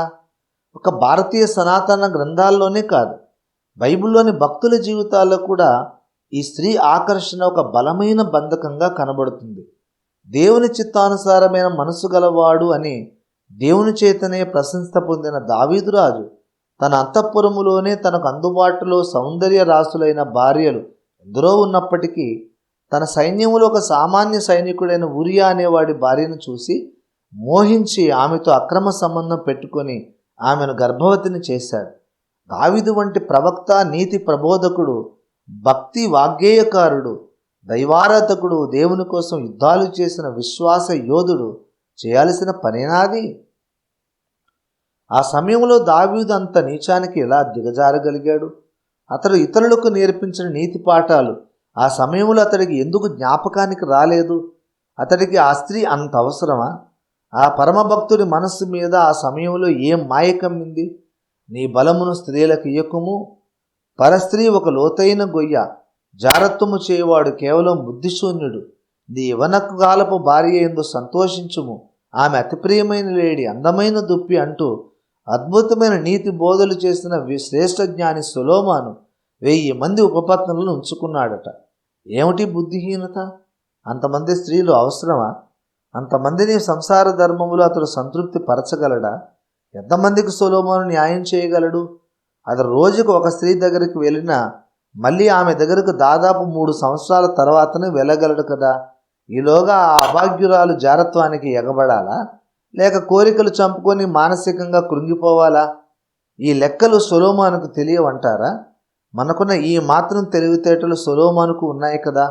మరి అంతటి మహాజ్ఞాని అంతటి మహా అజ్ఞానిగా ప్రవర్తించాడు ఎందుకో అంతు చిక్కని ఆశ్చర్యం కదా. ఇశ్రాయేలుడికి న్యాయాధిపతి అయిన సంసోను కూడా ఒక స్త్రీ మోహంలో పడి తన అభిషేకాన్ని పోగొట్టుకున్నాడు. తరువాత తన కళ్ళను, చివరికి ప్రాణాన్ని కూడా పోగొట్టుకున్నాడు. దిలిలా దాటికి సంసోను ప్రాణం విసిగి చావగోరెను అట. అంత అవసరం ఏమిటి? ఆమె ఏమవుతుంది సంసోనుకు? అది ఒక వేశ్య. ఒక వేశ్య మాటలకు ఒక అభిషక్తుడు, దైవజనుడు ప్రాణం విసిగి చావగోరడం ఏమిటి? అతడు తన మహాబలం వెనుక ఉన్న రహస్యాన్ని ఆ వేశ్యకు చెప్పడం ఏమిటి? అడవిలో ఒక బలమైన సింహాన్ని పరున చీల్చగలిగిన మహాబలవంతుడైన సంసోను తనలోని వికృత లైంగిక వాంఛను చంపలేకపోయాడు. మానవ హృదయంలోని కామం, క్రోధం అంత బలమైనవా? వాటికి అంత బలం ఎక్కడి నుండి వచ్చింది? న్యాయాధిపతులు 16:6. తన అక్రమ సంబంధాన్ని భర్తకు తెలియకుండా కొనసాగించడానికి యవనస్తురాలైన ఒక తల్లి తన ప్రియునితో కుమ్మక్కై తన 3 ఏండ్ల కొడుకును పీకనులిమి చంపేసింది. తమ కామం కోసం కొడుకును చంపిన తల్లులు ఉన్నారు, భర్తను చంపిన భార్యలు ఉన్నారు. తమ కామ వాంఛ కోసం తమ భార్యాపిల్లలను నట్టేట ముంచి ఒక బజారు స్త్రీతో బ్రతుకుతున్న మూర్ఖులు ఎందరో ఉన్నారు. కామాంధకారములో మునిగిపోయి తమ సొంత కూతురినే బలవంతంగా అనుభవించి ఆమె జీవితాన్ని నాశనం చేసిన దౌర్భాగ్యులైన తండ్రులు ఎందరో ఉన్నారు. ఇలాంటి పనులు క్రొత్తగా యవనములోనికి అడుగుపెట్టిన నవయువతీ యువకులు చేస్తే అది మనకు గాయం అయినా, చాలా బాధాకరమే అయినా, ఆ కుర్రవాళ్ళకి ఇంకా జ్ఞానం రాలేదని, అజ్ఞాన దశలో అలా ప్రవర్తించారని మనం అనుకోవచ్చు. కానీ జీవితానుభవంలో పండిపోయిన పెద్ద మనుషులు ఇంత దారుణంగా ఎలా ప్రవర్తిస్తారు? ఎందుకు ప్రవర్తిస్తారు? భారతీయ సనాతన గ్రంథాల్లోనూ, పరిశుద్ధ బైబిల్ గ్రంథంలోనూ, మన చుట్టూ ఉన్న సమాజంలోనూ ఒకే విధమైన పరిస్థితి. పరమ భక్తుల మనస్సులలో కూడా అదుపులేని కామాతురత, మోహావేశం ఉన్న పరిస్థితి కనబడుతుంటే ఈ విషయాన్ని మనం కాస్త తరచి పరిశోధించవలసిన అవసరం లేదా? నేను ఈ విషయాన్ని ఇంత పబ్లిక్గా మాట్లాడడం కొంతమందికి కోపాన్ని తెప్పించవచ్చు. పర్వాలేదు, నాకు వచ్చింది మరి కోపం, అందుకే మాట్లాడుతున్నాను. ఈ విచిత్ర పరిస్థితి మీద ఉన్న అయోమయపు మసక చీకటి ముసుగును లాగి పారవేసి ఈ మోహం అనే దాని వెనుక ఉన్న బలమైన కుట్రను బట్టబయలు చేయడానికి పూనుకున్నాను. ఈ గందరగోళం వెనుక ఉన్న అసలు కథ చెబుతున్నాను, చిత్తగించండి. సృష్టికర్తకు దుష్టుని సలహాలు. దాదాపు క్రైస్తవులెవరికీ మింగుడు పడిన ఒక కఠోర వాస్తవం చెబుతున్నాను, వినండి. ప్రస్తుతం మనం చూస్తున్న ఈ మానవ ప్రపంచం పూర్తిగా దేవుని స్వతంత్ర నిర్ణయం మేరకు మాత్రమే జరగలేదు. కొంతమేరకు ఈ భూప్రపంచపు సృష్టికి సాతాను సలహా మేరకు కూడా జరిగింది. సృష్టికర్త దేవుడే, అయితే కొన్ని విషయాల్లో సాతాను ఆయనకు సలహాలు ఇచ్చాడు. సాతాను ఏ విషయాల్లో దేవునికి సలహాలు ఇచ్చాడో, ఏ సలహాలు ఇచ్చాడో ఆ సలహాలు వాడు ఏ ఉద్దేశంతో దేవునికి ఇచ్చాడో మునుముందు చెబుతాను. కానీ సాతాను దేవునికి సలహాలు ఇవ్వటం ఏమిటి? ఆ దుష్టుని సలహాలు దేవుడు పాటించడం ఏమిటి? ఏమిటి విపరీత ఆలోచనలు అని పాఠకులు ఆశ్చర్యపోవచ్చు. ఈ గ్రంథ రచయిత తప్పకుండా అబద్ధ ప్రవక్తే. అతడు భక్తుడైతే ఇంతటి దేవదూషణకరమైన మాటలు దేవుని గురించి ఎలా వ్రాస్తాడు అని చాలామంది నాకు విరోధులుగా మారవచ్చు కూడా. అందుచేత అసలు సాతాను సలహా ప్రకారం దేవుడు కొన్ని పనులు చేయడం అనే భావన, కాన్సెప్ట్ ఎలా సమంజసం అవుతుందో, ఈ భావనను మనం అంగీకరించడం ఎందుకు అవసరమో, ఎందుకు న్యాయమో మొదట వివరిస్తాను, వినండి. బి. యోబు గ్రంథం విప్పిన దేవరహస్యం. పరిశుద్ధ బైబిల్ గ్రంథంలో కొన్ని కావ్య గ్రంథాలు, మరికొన్ని ప్రవచన గ్రంథాలు ఉన్నాయి. యోబు, కీర్తనలు, సామెతలు, ప్రసంగి, పరమగీతం ఇవి 5 కావ్య గ్రంథాలు. ఆ తర్వాత ఇష్యా, ఇర్మియా, విలాపవాక్యాలు, యెహెజ్కేలు, దానియేలు ఇవి పెద్ద ప్రవక్తల గ్రంథాలు. ఆ తర్వాత హోషేయ నుండి మలాకి వరకు చిన్న ప్రవక్తల గ్రంథాలు అని సత్యవేద పండితులు, బైబిల్ వ్యాఖ్యాతలు లేఖనాలను వర్గీకరించారు. నా మటుకు నేను హోషేయ కూడా పెద్ద ప్రవక్తని నమ్ముతున్నాను అనుకోండి, అది వేరే విషయం. ఇకపోతే యోబు గ్రంథం కంటే ముందు ఉన్న గ్రంథాలు ఆది కాండం నుండి ద్వితీయోపదేశ కాండం వరకు పంచకాండాలు లేదా ధర్మశాస్త్రం. ఆ తర్వాత యెహోషువ గ్రంథం నుండి ఎస్తేరు గ్రంథం వరకు చరిత్ర గ్రంథాలుగా పిలువబడుతున్నాయి. అయితే ఇప్పుడు మనం చెప్పుకున్నది పరిశుద్ధ లేఖనాలకు స్థూల వర్గీకరణ మాత్రమే. పైపైన చూస్తే కావ్య గ్రంథాలకు వేరుగా ప్రవచన గ్రంథాలు, చారిత్రక గ్రంథాలు ఉన్నట్టు కనబడుతున్నప్పటికీ కావ్య గ్రంథాల్లోనే కొంత గతకాలపు చరిత్ర, మరికొంత భవిష్యత్ కాల సంభవాలను గూర్చిన ప్రవచనాలు కూడా నిక్షిప్తమై ఉన్నాయి. ఈ సూత్రానికి చక్కని తార్కాణం యోబు గ్రంథం. యోబు గ్రంథం అబ్రహామునకు పూర్వము దినాల్లో ఉండిన ఒకానొక వాస్తవ భక్తుని చరిత్రను మనకు తెలియజేస్తూ పనిలో పనిగా అనేక విశ్వరహస్యాలను, దేవరహస్యాలను కూడా మనకు ప్రత్యక్షపరుస్తుంది. ఆ దేవరహస్యాల్లో ఇది ఒకటి. సాతాను పతనమైన తర్వాత కూడా అతడికి పరలోకంలో వెళ్ళడానికి ప్రవేశం ఉంది. పదవి నుండి పడద్రోయబడిన తర్వాత కూడా, దేవ విరోధిగా మారిన తర్వాత కూడా సాతానుకు పరలోకరాజ్య దర్బారులోనికి ప్రవేశించే అవకాశం ఉంది. దేవుని సేవలో తనకుండిన ఉన్నత స్థానాన్ని పోగొట్టుకున్న తర్వాత కూడా దేవుని ముఖములోనికి సూటిగా చూస్తూ దేవునితో మాట్లాడి వాదించి తర్కించే శక్తి, అవకాశం రెండూ లూసిఫర్కు ఉన్నాయి.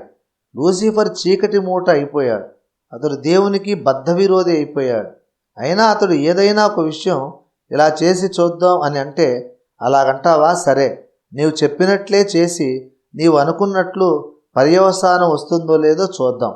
అప్పుడు నీ ఆలోచన విధానం సవ్యంగా ఉందో లేదో నీకు ఇతరులకు కూడా తెలుస్తుంది అని దేవుడు లూసిఫర్ ఆలోచనలు కొంత మేరకు అమలులో పెట్టడానికి కూడా ఒప్పుకుంటాడు. ఇది మనకు యోబు గ్రంథం నేర్పుతున్న ఒక మహాప్రాముఖ్యమైన విశ్వరహస్యం, దేవరహస్యం. యోబు గ్రంథంలో రాయబడిన కథనాన్ని ఒకసారి జ్ఞాపకానికి తెచ్చుకోండి. దేవునికి సాతానుకు నడుమ జరిగిన సంవాదాన్ని ఒకసారి జ్ఞాపకం చేసుకోండి. ప్రార్థనలు జరిగే చోటికి, దేవుని వాక్యం ప్రకటించబడే చోటికి సాతాను రాలేడని మనం అనుకుంటూ ఉంటాం. కానీ వాడు నేరుగా విశ్వరాజధాని నగరానికి, దేవుడి సింహాసనాసీనుడై ఏ దర్బారు నుండి విశ్వాన్ని పరిపాలిస్తూ ఉంటాడో ఆ దర్బారుకే నేరుగా వెళ్ళగలిగాడు. వాని చూడగానే దేవుడు మండిపడి, ఎవడరా వీన్ని లోనికి రానిచ్చింది? ద్వారపాలకులందరూ ఏమైపోయారు? ముందు వీన్ని మెడపెట్టుకుని బయటికి గెంటేయండి. తర్వాత తమ డ్యూటీ సరిగా చేయకుండా నిర్లక్ష్యంగా వ్యవహరించిన ద్వారపాలకులను బర్తరఫ్ చేయండి అని వీరంగాలు వేయలేదు. పైపెచ్చువాడు ఇతర దేవకుమారులతో కలిసి సమాజ కూటాల్లోనికి వచ్చాడని గమనించి వాడితో తానే సంభాషణ ప్రారంభించాడు.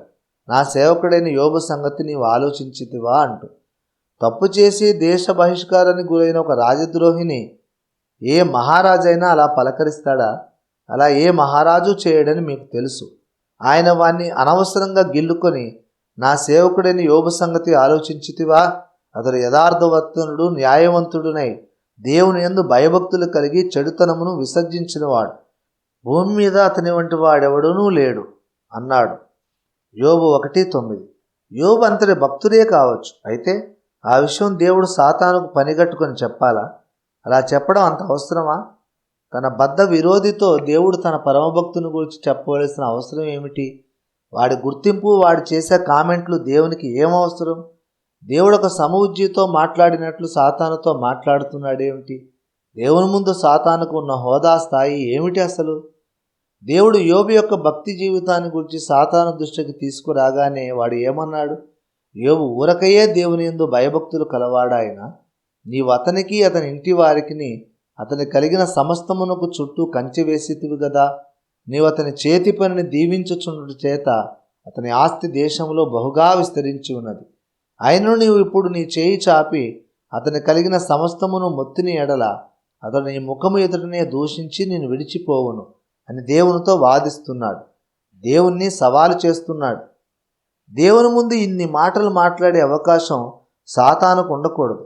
అసలు బైబిల్ మనం దగ్గర పెట్టుకొని పడుకుంటే సాతాను మన దగ్గరికి రాలేడు అని అనుకుంటున్నాం మనం.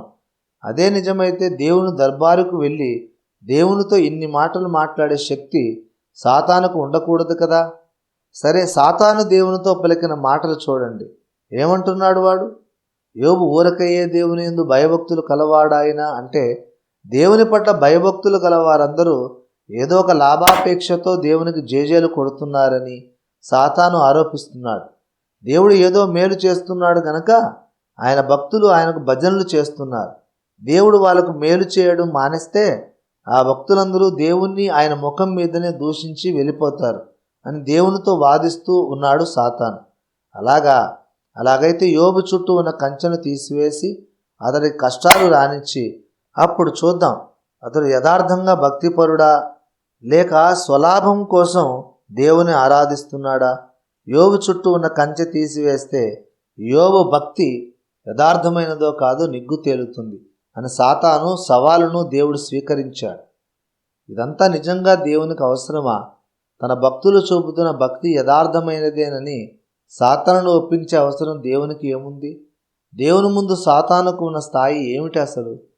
తీరా సాతాను సూచన మేరకు దేవుడు యోబు భక్తుని చుట్టూ ఉన్న కంచెను తీసివేసి యోబుకు కొన్ని కష్టాలు తెచ్చిపెట్టే అవకాశం సాతానుకు ఇచ్చాడు. ఎన్ని కష్టాలు వచ్చినా యోబు తన భక్తిని విడిచిపెట్టలేదు. తన శ్రమలో దేవుని పాదాలు మరింతగా హత్తుకున్నాడు యోబు. అప్పుడు దేవుడు సాతానుతో ఏమంటున్నాడో చూడండి. నిష్కారణంగా అతనిని పాడు చేయుటకు నీవు నన్ను ప్రేరేపించినను అతడు ఇంకనూ తన యథార్థతను వదలక నిలకడగా ఉన్నాడు. యోబు 2:3. ఆ మాటలు గమనించారా? యోబును పాడు చేయడానికి సాతాను దేవుని ప్రేరేపించాడట.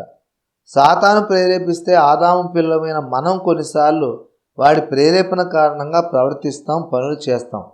సాతాను ప్రేరేపణకు మనుషులమైన మనం లోబడటమే తప్పు. అలాంటప్పుడు సర్వశక్తిగల దేవుడు సాతాను ప్రేరేపణకు లోబడడం ఏమిటి? దేవుడు ఏమైనా అమాయకుడా?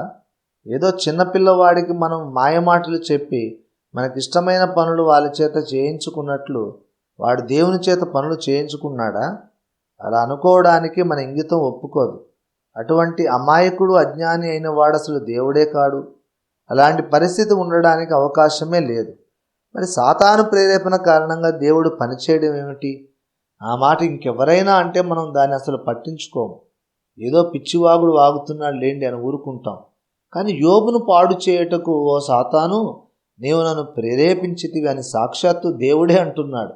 పరలోక రాజ దర్బారులోని కోటాను కోట్ల మంది దేవకుమారులే సాక్షులుగా సాక్షాత్తు సాతానుతోనే దేవుడు ఆ మాట అంటున్నాడు. దేవుడు ఇక్కడ 2 విషయాలు మన కోసం స్పష్టంగా మాట్లాడుతున్నాడు. మొదటిది, నేను యోబును పాడు చేశాను, ఇది వాస్తవం. రెండవది, ఆ పని నేను సాతాను ప్రేరేపించగా చేశాను. క్రైస్తవ ప్రసంగ పీఠికల మీద బోధకులు ఈ వచనాన్ని గురించి ఎందుకు ప్రసంగించరు? నిజంగా దైవభక్తులకు, దైవారాధకులకు ఇది చాలా ఇబ్బందికరమైన వచనం. ఏదో రచయిత ఆ మాట అనాలోచనగా యథాలాపంగా వ్రాసేసి ఉంటాడులేండి. ప్రతి మాటను అలా పట్టి చూస్తూ కోడిగుడ్డు మీద ఈకలు పీకినట్టు బైబిల్లోని అక్షరాలను అంత కఠినంగా వ్యాఖ్యానం చేస్తే ఎలా అని కొట్టిపారేయడానికి వీలు లేదు. ఎందుకంటే ఒకడు తన ఊహను బట్టి చెప్పుట వలన లేఖనములో ఏ ప్రవచనము పుట్టదని మొదట గ్రహించుకొనవలను. ఏలయనగా ప్రవచనం ఎప్పుడునూ మనుష్యుని ఇచ్చను బట్టి కలగలేదు కానీ మనుషులు పరిశుద్ధాత్మలను ప్రేరేపింపబడిన వారై దేవుని మూలంగా పలికిరి అని నిర్ద్వందంగా బైబిల్ సాక్ష్యమిస్తున్నది. 2 పేతురు 1:20-21. అదే నిజమైతే సాతాను నీవు నన్ను ప్రేరేపించితివి అని దేవుడు అన్నమాట కూడా మనుష్యుని ఊహను బట్టి వ్రాయబడలేదు. యోబు 2:3. సాతాను ప్రేరేపింపగా నేను యోబును నిష్కారణంగా పాడు చేసి తిని అన్న దేవుని సాక్ష్యం కూడా వ్రాసిన ప్రవక్త ఎవరో గాని పరిశుద్ధాత్మ ద్వారా ప్రేరేపించబడి దేవుని మూలంగానే పలికాడు. మరి ఆ మాటలు పరిగణలోకి తీసుకోకుండా మనం మన థియాలజీని ఖరారు చేసుకోవడం ఏమిటి? అందులోనూ ఈ సందర్భము ఈ విషయము సాధారణమైనవి కావు. దేవుని ముందు సాతాను స్థానం ఏమిటి? సాతానికి దేవునికి మధ్య ఏమైనా విషయాలు మాట్లాడుకునే అవకాశం ఉండేపాటి సమాధానపూర్వక వాతావరణం ఉందా లేదా? దేవుడు సాతాను ఎదురుపడితే అసలు మాట్లాడుకుంటారా అనే అతి ప్రాముఖ్యమైన కీలకమైన విషయాలు ఆ యోబు 2:3 వచనం మీద ఆధారపడి ఉన్నాయి. యోబు 2:3 దేవుడు పలికిన మాటలు పైచూపులకు చాలా దారుణంగా కనబడుతున్నాయి. వాటిని అక్షరాల అన్వయిస్తే చాలా దారుణమైన అభిప్రాయాలు మనలో ఏర్పడతాయి. మొట్టమొదట సాతాను దేవుని కంటే తెలివైన వాడు అనుకోవలసి వస్తుంది. రెండవదిగా మనం ఎప్పుడైనా సాతానుకు లోబడి ఏవైనా చెడ్డ పనులు చేస్తే మనల్ని గద్దించి శిక్షించడానికి దేవునికి హక్కు అధికారం లేవు అని మనం అనుకోవలసి వస్తుంది. అంతేకాదు దేవుని చర్యలను ప్రభావితం చేయగలిగిన సాతాను రేపు దేవుని రక్షణ ప్రణాళికను అంగీకరించని అవిధేయులను కూడా ఏదో ఒక విధంగా తన యుక్తి చేత పరలోకములోనికి చేర్చుకునేటట్లు దేవుని బోల్తా కొట్టించగలడు అని కూడా మనం అనుకోవాల్సి వస్తుంది. యోబు 2:3 మనం సరైన వ్యాఖ్యానం చెప్పుకోకుండా అక్షరార్థంగా మనం అన్వయించుకుంటే మన క్రైస్తవ విశ్వాసపు పునాదులే కదిలిపోతాయి. అసలు మతం దైవభక్తి సాధన అనే మాటలకే అర్థం ఉండదు. ఇక్కడ అసలు విషయం ఏమిటంటే దేవుడు అమాయకుడు కాడు, వెర్రివాడు కాడు. దేవుడు అమాయకుడని సాతాను అనుకుంటాడు అంతే. దేవుని వెర్రితనం మనుష్య జ్ఞానము కంటే జ్ఞానము గలది. 1 కొరింథీ 1:25 అన్న వచనానికి భాష్యం చెప్పుకుంటూ మనం దేవుని పనులు కొన్ని సందర్భాలలో మనకు వెర్రితనముగా కనబడతాయి. అలా దేవుని పనులు మన దృష్టికి వెర్రి పనులుగా కనిపించినప్పుడు ఆయన చేసిన ఆ పనులలో మన ఊహలకు కూడా అందనంత గొప్ప జ్ఞానం దాగి ఉన్నదని, మనం ఊహించలేనంత జ్ఞానయుక్తమైన లక్ష్యం కోసం దేవుడు ఆ విధంగా పనులు చేశాడని మనం లోగడా చెప్పుకున్నాం. అదే సూత్రం ప్రకారం దేవుడు ఈ మానవ లోకాన్ని సృష్టించేటప్పుడు కూడా దేవుడు తన అనంత జ్ఞానాన్ని బట్టి, తన త్రికాల జ్ఞానాన్ని బట్టి లూసిఫర్ ప్రతిపాదించిన ఆలోచనలను ఆచరణలో పెట్టడానికి ఒప్పుకున్నాడు. దేవుని సృష్టిలో ఈ వస్తువులను, ఈ పరిస్థితులను ప్రవేశపెట్టడం ద్వారా దేవుని నిరంకుశ ఆధిపత్యానికి తాను చెక్ పెట్టగలనని లూసిఫర్ అనుకున్నాడు. అయితే ఆ పరిస్థితులను అనుమతించడం ద్వారా దేవుడు తన ప్రణాళికను మరింత సమర్థవంతంగా అమలు చేసి దేవునికి విరోధమైన జ్ఞానమైనను ఆలోచన అయినను నిలువదు అని సామెతలు 21:30 పరిశుద్ధాత్మ దేవుడు పలికిన పాఠాన్ని విశ్వ పౌరులందరికీ నిరూపించాలి అనుకున్నాడు దేవుడు. దేవుని చిత్తానికి ఏ కాస్త భిన్నంగా ఆలోచించినా ఆ జ్ఞానం అసలు జ్ఞానమే కాదని, అది అసలు శిశులైన వెర్రితనం అని దేవుడు సర్వ విశ్వానికి తెలియజేయాలని సంకల్పించాడు. మానవ లోకాన్ని దేవుడు సృష్టించేటప్పుడు సాతాను చెప్పిన ఆలోచనలను కొన్ని విషయాలలో అంగీకరించాడు, అమలు చేశాడు. అది దేవుని అమాయకత్వము కాదు, పొరపాటు కాదు. దుష్టుడు తన దుష్టబుద్ధితో ఇచ్చిన సలహాలను దేవుడు అమలు చేస్తూనే ఆ సలహాలను, వాటి ద్వారా ఉత్పన్నమైన స్థితిగతులను తనకు మహిమకు ఘనతకు కలిగించేవిగా, విశ్వానికి అనేక ప్రముఖ పాఠాలను నేర్పించేవిగా ఎలా మలుచుకున్నాడో, ఏ రీతిగా దేవుడు వాటిని వాడుకున్నాడో ఈ గ్రంథంలో మనం త్వరలోనే చూడబోతున్నాం. చెడ్డ దేవుడు. పారసీక మత ప్రామాణిక గ్రంథమైన జెండ్ అవెస్తా గ్రంథాన్ని రచించిన జరతుష్ట మహాముని ప్రవచించిన విషయం ఏమిటంటే, వాస్తవానికి విశ్వంలో ఉన్నది ఒక్క దేవుడు కాదు, విశ్వంలో 2 దేవుళ్ళు ఉన్నారని ప్రతిపాదించాడు ఆయన. విశ్వంలో మొదట 2 దేవుళ్ళు ఉన్నారని, వాళ్ళలో ఒకడు మంచి దేవుడని, అతని పేరు అహుర్ మజ్దా, మరొకడు చెడ్డ దేవుడని, అతని పేరు అహ్రిమన్ అని జరతుష్ట ముని జొరాస్టర్ చెప్పాడు. మంచి దేవుడైన అహుర్ మజ్దా వర్మాజుడు ఈ లోకములోని మంచి వస్తువులన్నిటినీ సృష్టించాడని, చెడ్డ దేవుడైన అహ్రిమాన్ ఈ లోకంలో చెడ్డ వస్తువులన్నీ సృష్టించాడని జొరాస్ట్రియన్ సిద్ధాంతం. విశ్వ చరిత్రలో ఇప్పుడు నేను చెబుతున్న ఘట్టాన్ని ఋగ్వేద కాలంలో జరతుష్ట మహాముని చూశాడు గనుకనే పారసీక మతం పుట్టింది. జండెవెస్తా గ్రంథం భూమి మీద రచింపబడింది. సాతాను కూడా ఒక దేవుడేనని పరిశుద్ధ బైబిల్ గ్రంథమే ఒక్కానిస్తున్నది. 2 కొరింథీ 4:4లో సాతానును బైబిల్ గ్రంథం ఈ యుగ సంబంధమైన దేవత అని పిలుస్తుంది. The God of this age. దేవుడు అనే పేరు వాడగానే క్రైస్తవులు ఉలిక్కిపడి ఏదో ఘోరమైన దైవద్రోహం జరిగిపోతున్నట్లు దుమారం లేపవలసిన అవసరం లేదు. దేవుడు అనగానే సృష్టికర్త అయిన దేవుని స్థాయిలో ఆ వ్యక్తిని మనం నిలబెడుతున్నామని అనుకోనక్కర్లేదు. అలా అనుకోకూడదు. దేవుడు అని పిలువబడుతూ సృష్టికర్త కానటువంటి వ్యక్తులు ఎందరో ఉన్నారు. దేవుడు మోషేను ఫరోకు దేవునిగా నియమించాడన్నాడు. అంటే మోషే సృష్టికర్త అని అర్థమా? అలాగే మోషేను అహరోనుకు దేవునిగా కూడా దేవుడు నియమించాడు. మోషే మానవ మాత్రుడే గాని సృష్టికర్త కాడు కదా. ఇంకా బోలెడు మంది దేవుళ్ళు ఉన్నారట. 82వ కీర్తన 1వ వచనంలో దైవముల మధ్యను ఆయన తీర్పు తీర్చుచున్నాడు అనే లేఖనం ప్రకటిస్తున్నది. ఎవరా దైవములు? ఎంతమంది దేవుళ్ళు ఉన్నారు? ఈ దేవుళ్ళందరూ సృష్టికర్తలేనా? ఇంతమంది సృష్టికర్తలు ఉండడం సాధ్యం కాదు కదా. సాతాను ఈ యుగ సంబంధమైన దేవుడే కానీ వాడు సృష్టికర్త కాడు. వాడు దేన్ని సృష్టించలేడు. లేని వాటిని సృష్టించగలిగిన వాడు దేవుడు ఒక్కడు మాత్రమే. అయితే సాతాను తనకు కావలసిన వాటిని సృష్టికర్త ద్వారానే ఉనికిలోనికి తెచ్చుకున్నాడు. అలా కొన్ని వస్తువులను, విషయాలను, శక్తులను, స్థితిగతులను వాడు దేవుని ద్వారానే ఉనికిలోనికి రప్పించుకోవడానికి కారణం చెడ్డ దేవుని మహాప్రణాళిక.